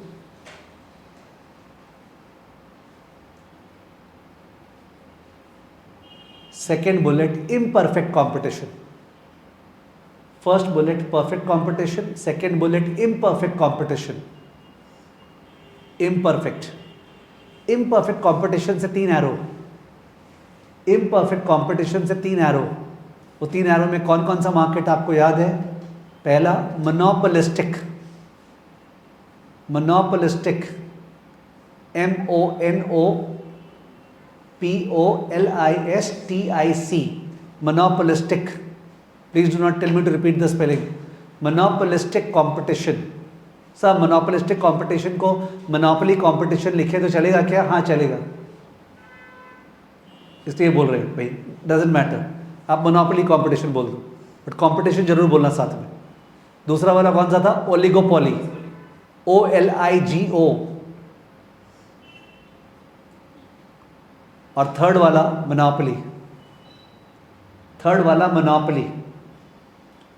Assume कर रहा हूं सबको, नहीं अज्यूम नहीं कर रहा हूं, ये तीनों लिख दिए अपने. मोनोपोलिस्टिक कंपटीशन और ओलिगोपोली और कौन सा? मोनोपोली. तीनों का सबसे पहले नीचे एग्जाम्पल लिख लेते हैं. वहीं नीचे नीचे, उनके नीचे नीचे बेटर रहेगा. और एग्जाम्पल्स जो है ना, वो आप जीपीटी से सर्च करके जो आपको इंटरेस्टिंग लगे वो और आप ऐड कर दीजिएगा. बिकॉज क्या होगा, तुम्हारे पास 3 4 5 एग्जाम्पल्स रहेगा ना जो तुमको टच किया, तुमको फील हुआ, वो बहुत जोर का इंपॉर्टेंट फैक्टर रहेगा तुम्हारे रिटेंशन में. ठीक है. तो ओलिगोपोली में हमने, सॉरी, मोनोपोलिस्टिक कंपटीशन में हमने कौन सा एग्जाम्पल किया था? कॉफी. लिख दो कॉफी.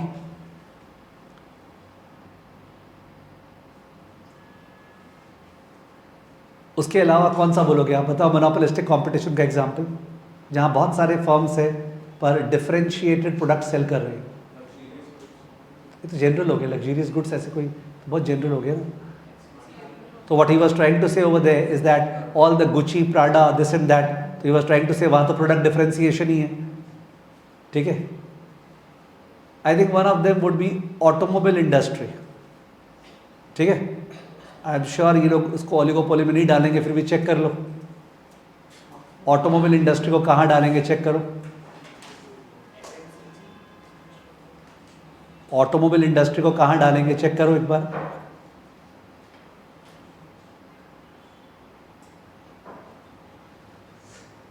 चेक कर रहे हैं लोग. ओलिगोपोली में डाले हैं क्या? हाँ, बिकॉज लार्ज प्लेयर्स मान के तो मत लिखो. तो ऑटोमोबाइल को ओलिगोपोली में डाले हैं बोलते समय शक हो रहा था, because they will consider few firms है. ठीक है. लोग बोले रॉयल्स रॉयस कार. तो रॉयल्स रॉयस कार क्या कोई इंडस्ट्री है क्या? कार तो एक कमोडिटी है. ठीक है. नेक्स्ट वाला बगल में आओ. ओलिगोपोली में, तो ओलिगोपोली में अपने कौन सा बेस्ट एग्जांपल देखें? Telecom. Telecom industry.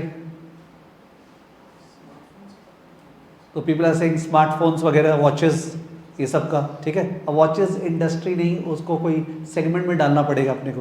What ever it is, वो देख लेना आप लोग. राइट साइड में लास्ट वाला कौन सा? मोनोपोली. तो मोनोपोली में हमने बोला एक तो यूटिलिटीज. देखो utilities like electricity and railways. Utilities like electricity and railways. Utilities like electricity and railways. Electricity and railways, comma, pharma company. Pharma company. Pharma company like Pfizer. Pharma company like Pfizer on a particular patented product, on a particular patented product, on a particular patented product. वहाँ पे बहुत सारे examples आ रहे हैं, मैं बोल नहीं पा रहा हूँ. ठीक है ना. On a patented product, comma, De Beers in its early 50 years, De Beers in its early 50 years, diamond में वो मोनोपोली था, इन इट्स अर्ली 50 years, ठीक है। लोग बोल रहे हैं पोस्टल सर्विसेज, तो लिख दो पोस्टल सर्विसेज वही मोनोपोली होता है, एटसेट्रा, ठीक है। और आप अपना बढ़ सकते हो, बोल रहे हैं ओजेम्पिक भी मोनोपोली है, तो बोल ही दिया फार्मा, ओजेम्पिक उसको मिला है मोनोपोली। एयरलाइन बोल रहे हैं, एयरलाइन कौन सा होगा, ओलिगोपोली, कोई डाउट ही नहीं है, एयरलाइन में फ्यू प्लेयर्स होते हैं, ठीक है ना। क्या एग्जाम में ऐसे क्वेश्चन पूछने वाला बताइए कौन सा इंडस्ट्री है, कभी भी नहीं, समझे, जनरल नॉलेज एग्जाम नहीं है ये,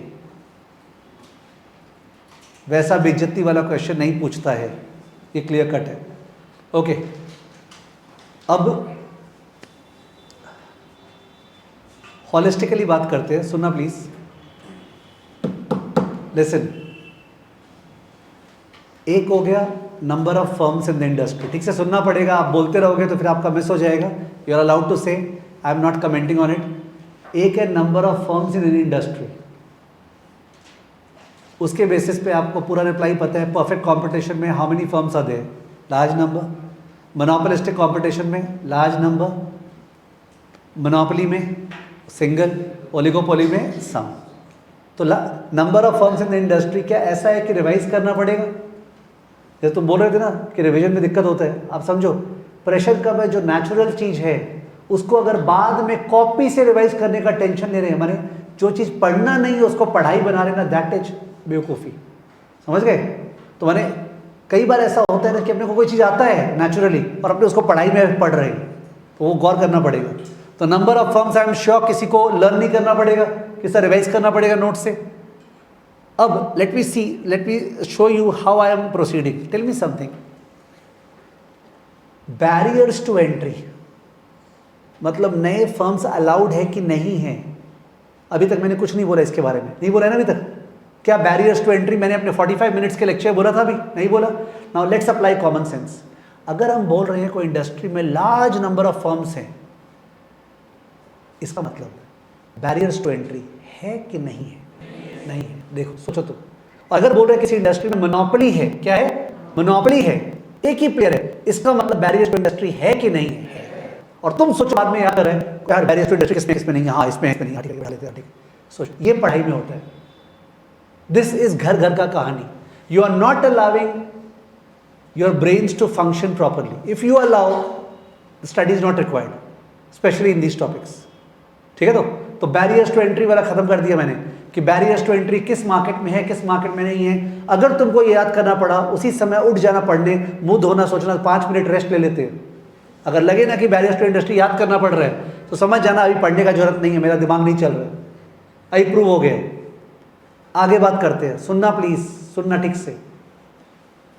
अगर किसी इंडस्ट्री में कोई बहुत ज़्यादा मुनाफा कमा रहा है, जैसे डी बियर्स कमा रहा था, ठीक है, तो उस केस में क्या दूसरे लोग वो देख रहे नहीं है? डेफिनेटली देख रहे हैं, and they would like to enter the industry, they would like to enter the industry. और अगर वो लोग एंटर करेंगे इंडस्ट्री में, अगर वो लोग एंटर करेंगे इंडस्ट्री में, तो उस केस में अब कंपटीशन चालू होगा। कंपटीशन चालू होगा, इसका मतलब उसके कारण profit of the existing player will rise और फॉल, फॉल, और प्लेयर आए, फॉल, और प्लेयर आए, फॉल, और प्लेयर आए, फॉल। इक्विलिब्रियम, ये वर्ड सुना होगा, इसका मतलब अल्टीमेटली जब लोग प्लेयर आना बंद कर दिए, वो कब होगा? जब प्रॉफिट हो जाएगा जीरो। प्रॉफिट क्या हो जाएगा? जीरो, तभी स्टॉप होगा। और ये जो प्रॉफिट बोल रहे हैं ना, ये profit is economic profit. Which profit? Economic profit, not accounts का प्रॉफिट। इकोनॉमिक प्रॉफिट मतलब सुन लेना, तुम एक बिजनेस चालू किया, तुम अपना समय उस बिजनेस में दे रहा है, अपना मैनेजरियल टाइम दे रहा है, तुमको कहीं और काम करता सैलरी मिलता, वो तुम्हारे बिजनेस से आना चाहिए, वो भी कॉस्ट है। तुम अपने जगह पे काम कर रहे हैं, वो जगह रेंट पे लगा सकता था, वो भी कॉस्ट है।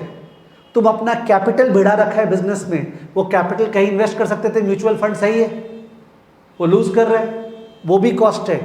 वो सारा कॉस्ट कंसिडर करने के बाद प्रॉफिट जीरो बोल रहा हूं। Are you understanding? यानी हमने जो रेवेन्यू बेचा, रेवेन्यू आया, वो रेवेन्यू से मटेरियल कॉस्ट पे कर दिए बाहर वाले को, लेबर कॉस्ट पे कर दिए बाहर वाले को, ठीक है, जो भी बाहर वाले को सबको पे कर दिए, और खुद अपने आप का रेंट मिल गया, मेरा खुद का सैलरी मिल गया, मेरा खुद का क्या बोलते हैं कैपिटल का इंटरेस्ट मिल गया, उसके बाद कुछ भी नहीं बचा, एक्स्ट्रा नहीं बचा। इसको बोलते हैं नॉर्मल प्रॉफिट। क्या बोलते हैं? Normal profit.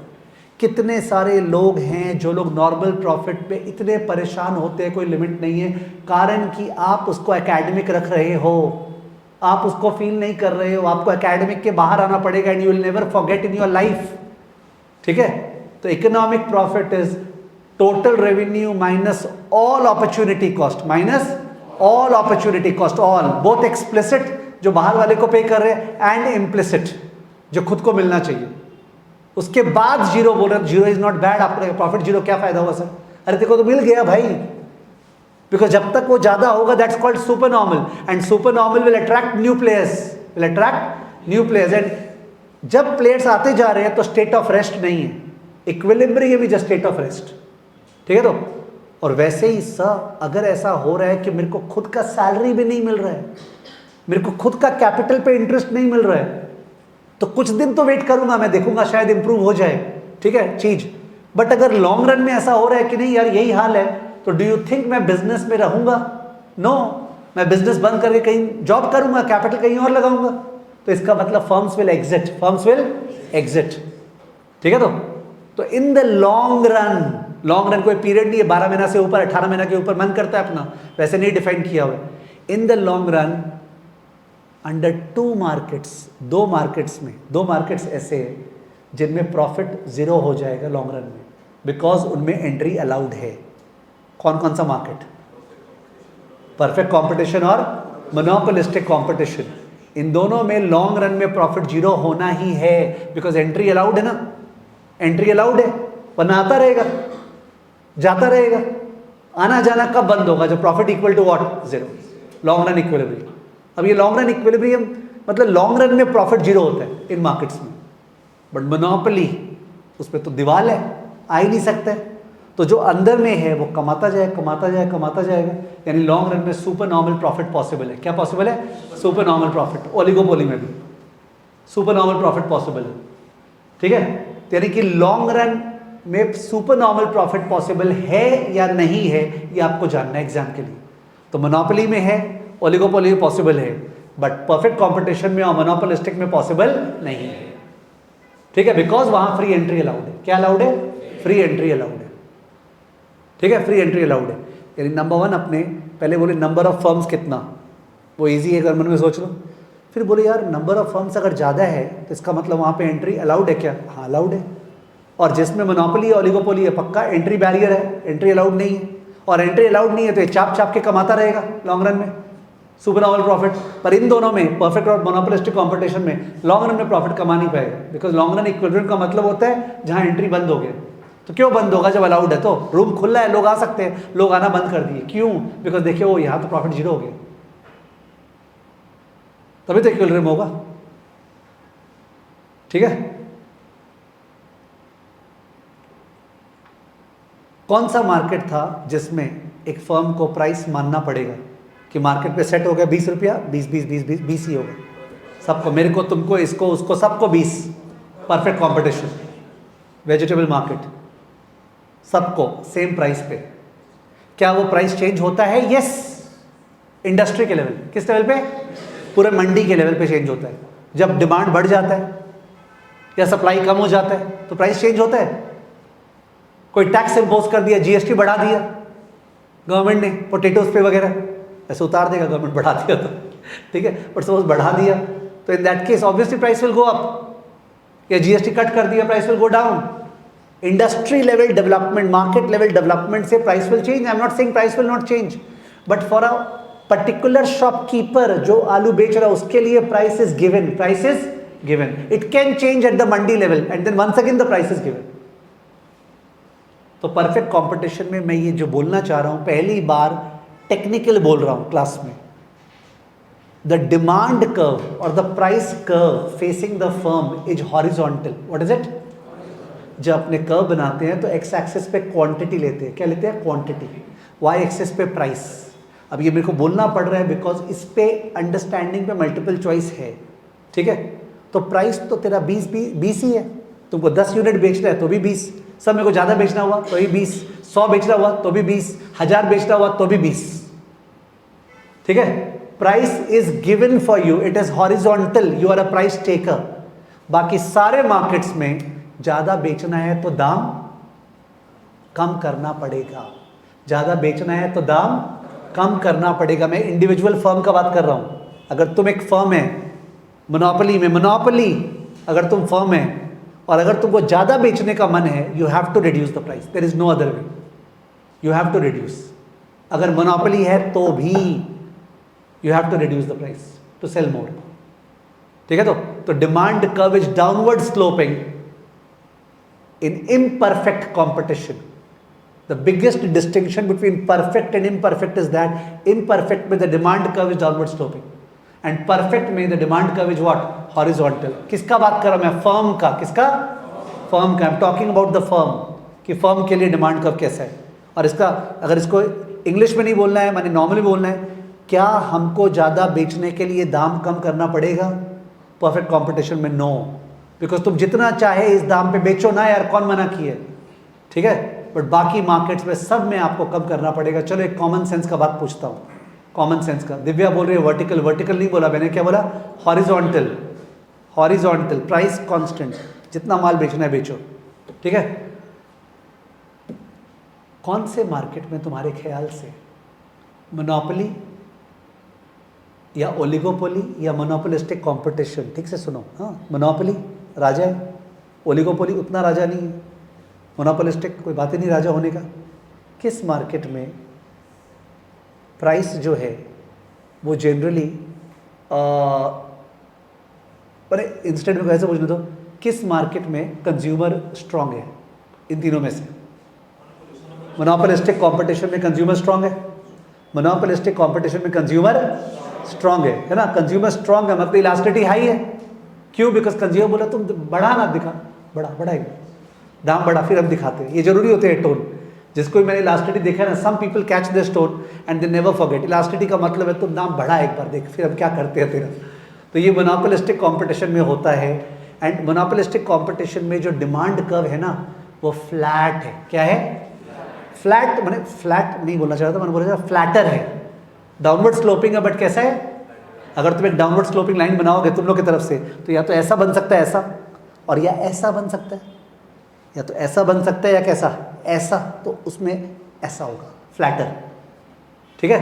पर मोनोपोली ये सब में कंपैरेटिवली डिमांड कर्व क्या होगा? स्टीपर, बिकॉज उसके अंदर कंज्यूमर क्या है? वीक। तो प्राइस इंक्रीज करने से जनरली वो क्वांटिटी को बहुत ज़्यादा डिक्रीज नहीं कर पाएगा, ठीक है। Will come to that also, but अभी के लिए that's fine that you understand. तो हाँ, यहाँ बेस्ट होगा बोलना, मैं वर्ड मिस कर गया, प्राइसिंग पावर। इसके पीछे पड़े हुए लोग, क्यों? Because when you become an analyst, सबसे पहले तुम स्टडी करता है कंपनी का प्राइसिंग पावर।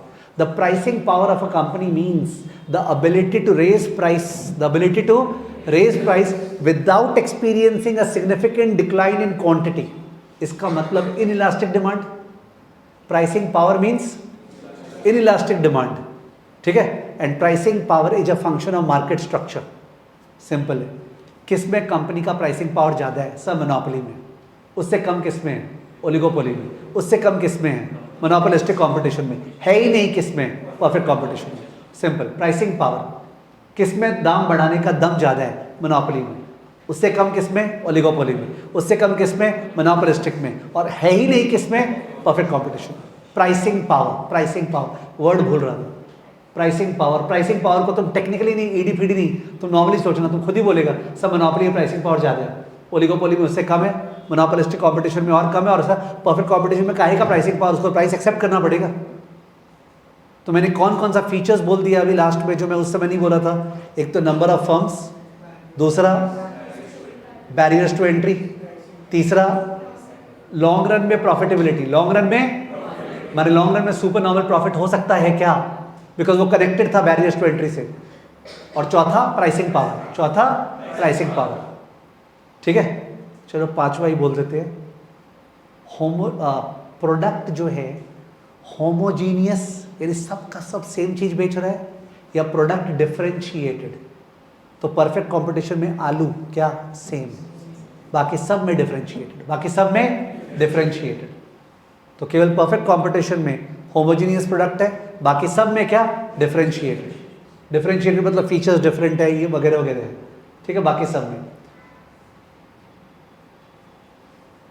या that is a very very good revision. इनके साथ भी ये रिकलेक्ट कर सके तो, यानी घर पे आप सोच सको बाद में कि सर ने ये सारा पॉइंट्स बोला, क्या मैं ये सोच पा रहा हूँ क्या, और जहाँ अटको कि नहीं मैं ये नहीं सोच पा रहा हूँ, वहाँ पे आप ऑफ कोर्स या तो मेरे नंबर पे डाउट ड्रॉप करो कि सर मैं नहीं समझ पा रहा हूँ, और उससे बेटर है आप वहीं पे जीपीटी या किसी का हेल्प लो और देखो I am not understanding this point, please explain to me in simple example के प्रोसेस से, एग्जाम्पल के हेल्प से बताओ, ओके, विदाउट एग्जाम्पल मत बताना, and you will find such a good write up will come, Hindi English whatever, ठीक है। तो ओके लिखिए प्लीज, ये वाला पॉइंट लिख लेते हैं।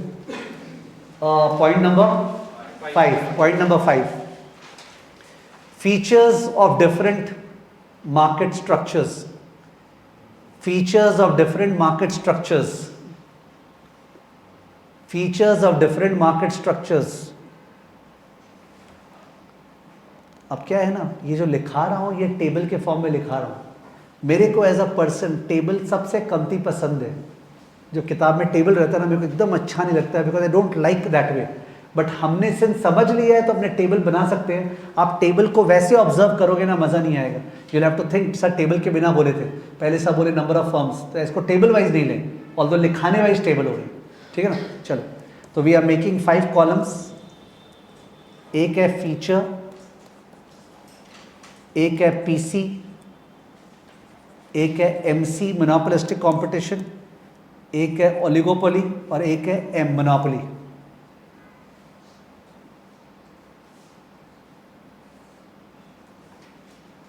Feature, PC, MC, oligopoly, monopoly.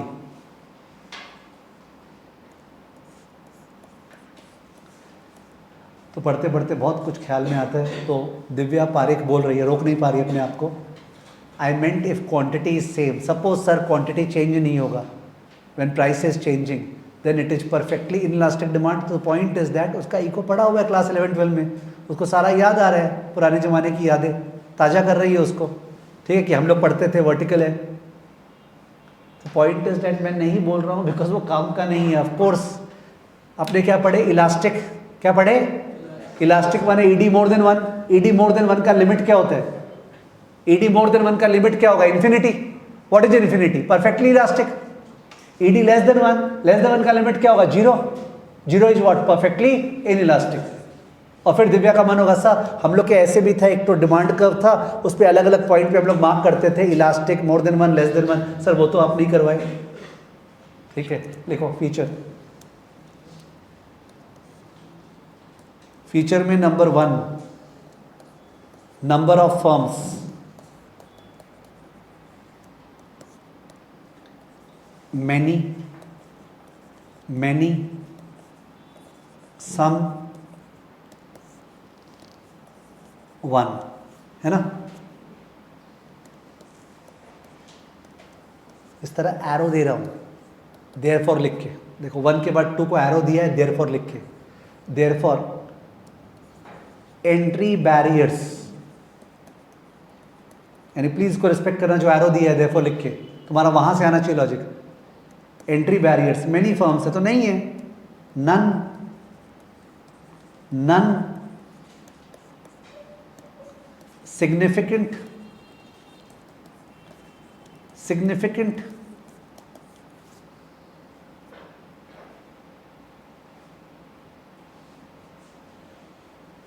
Significant barriers है तभी तो फ्यू फर्म्स हैं। क्या गवर्नमेंट इम्पोज बैरियर्स है, पेटेंट है, लाइसेंस है, कंट्रोल है, कुछ कोई ना कोई कारण होगा। फिर से arrow, therefore super normal profit in the long run, super normal profit in the long run, question mark लिखो यहां ऐसे, question mark, super normal profit in the long run, question mark. Perfect competition में no, because अगर होता तो आ जाते ना वो लोग. No, yes, yes, asking something. Okay, a student is asking something. क्या? हाँ, super normal profit perfect competition में कैसे होगा? आराम से सोच लेगा. सुपर नॉर्मल प्रॉफिट अगर होता तो नए फर्म्स आते ना, अचानक से वो हो गया होगा तुम्हारा. ठीक है. पॉइंट नंबर 4, इसमें देयरफॉर नहीं लिखा रहा हूँ, इसमें डायरेक्टली लिखा रहा हूँ. Pricing power, pricing power. और इवन तो मैंने बोला नहीं था, पर यहाँ पे एक फॉर्मूला लिखा रहा हूँ प्राइसिंग पावर का. ठीक है, और आप लोग को समझ में आ जाएगा वो. ऑल तो सोचना उससे नहीं, इनफैक्ट फॉर्मूला बाद में लिखा रहा हूँ, पहले कॉमन सेंस लगाते हैं. प्राइसिंग पावर परफेक्ट कंपटीशन में नन है ही नहीं, 0. इसमें little,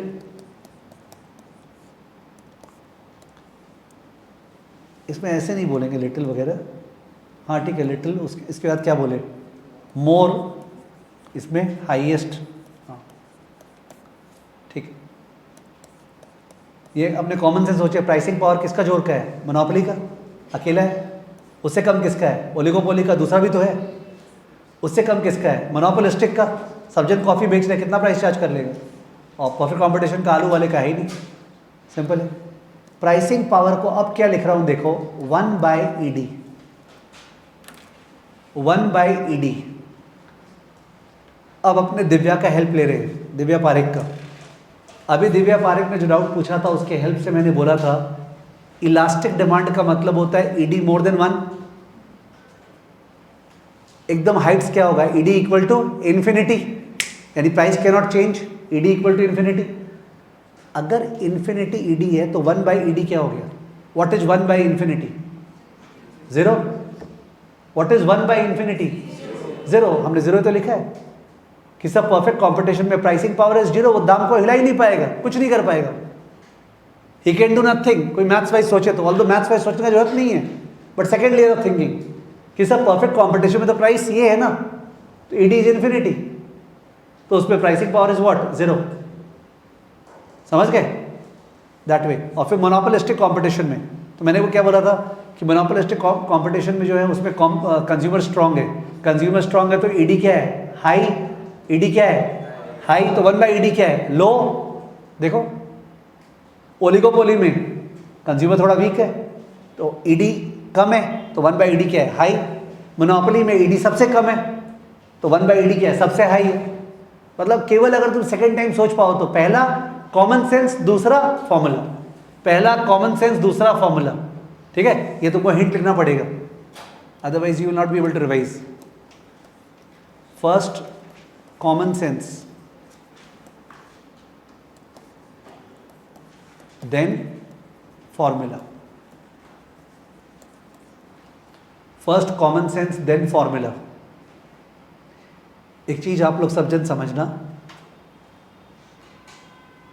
in the context of the CFA L1 curriculum, even तो ये फर्स्ट चैप्टर है फर्म एंड मार्केट स्ट्रक्चर, पर इसमें अगर अपने बहुत ज़्यादा टाइम देते हैं, फुल स्क्रीन, इसमें अगर अपने दे देते हैं सपोज 10 आवर्स से ज़्यादा, even 10 hours is a crime. ठीक है, बट अगर उससे भी ज़्यादा देते हैं, in the larger context when the syllabus gets completed and you think about it, you will feel that no, it was not efficient. Efficient word का मतलब समझते हो कि कितना समय लगना चाहिए था किसी चीज़ में. समझ गए? इसलिए मेरा यहाँ टारगेट है कि इस चैप्टर में अपने को अनड्यू टाइम नहीं देना है. ओके, बिकॉज ये चैप्टर वैसे कनेक्टेड नहीं है. ये जो पढ़ रहे हैं ये अपने company analysis past and present और उसमें भी होगा. ठीक है, बट करना जरूरी है. तो क्वेश्चंस करना है, चैप्टर कंप्लीट करना है हर एक एंगल, बट अनड्यू टाइम नहीं देना है. करेक्ट है? और जो आपका 11-12 में पढ़ा हुआ है किसी का ग्रेड, उससे मेजर नहीं करना, अरे वो नहीं बताए, ये नहीं बताए, वगैरह वगैरह. We have to ultimately common sensically pick up the chapter. ठीक है? Okay, I think with this we should end the class. Okay, and we are continuing with the same class tomorrow. Tomorrow I can not tell you, most probably class face to face है कि live है, अपना commitment face to face का था नहीं Saturday Sunday के लिए, तो कल का क्या है क्या नहीं मैं कल सुबह बता दूँगा, ठीक है ना, कल सुबह बता दूँगा। Harsh is asking I am a CA finalist, क्या FSA पूरा करूँ क्या या रिव्यू क्लासेस कर लूँ? हर्ष रिव्यू क्लासेस कर लो, इनफैक्ट रिव्यू क्लासेस के बजाय तुम FSA खुद से ही टान सकते हो, FSA खुद से भी टान सकते हो, तुम्हारा बहुत आवर्स का सेविंग हो जाएगा, ठीक है। जो CA फाइनल में है FR जानता है, जो इको ऑनर्स है वो इको को स्किप कर सकता है, जो CA फाइनलिस्ट है वो FSA को और कॉर्पोरेट इश्यूज को स्किप कर सकता है। टाइम सेम है 7 PM, ठीक है, ओके, फॉर टुमारोज क्लास।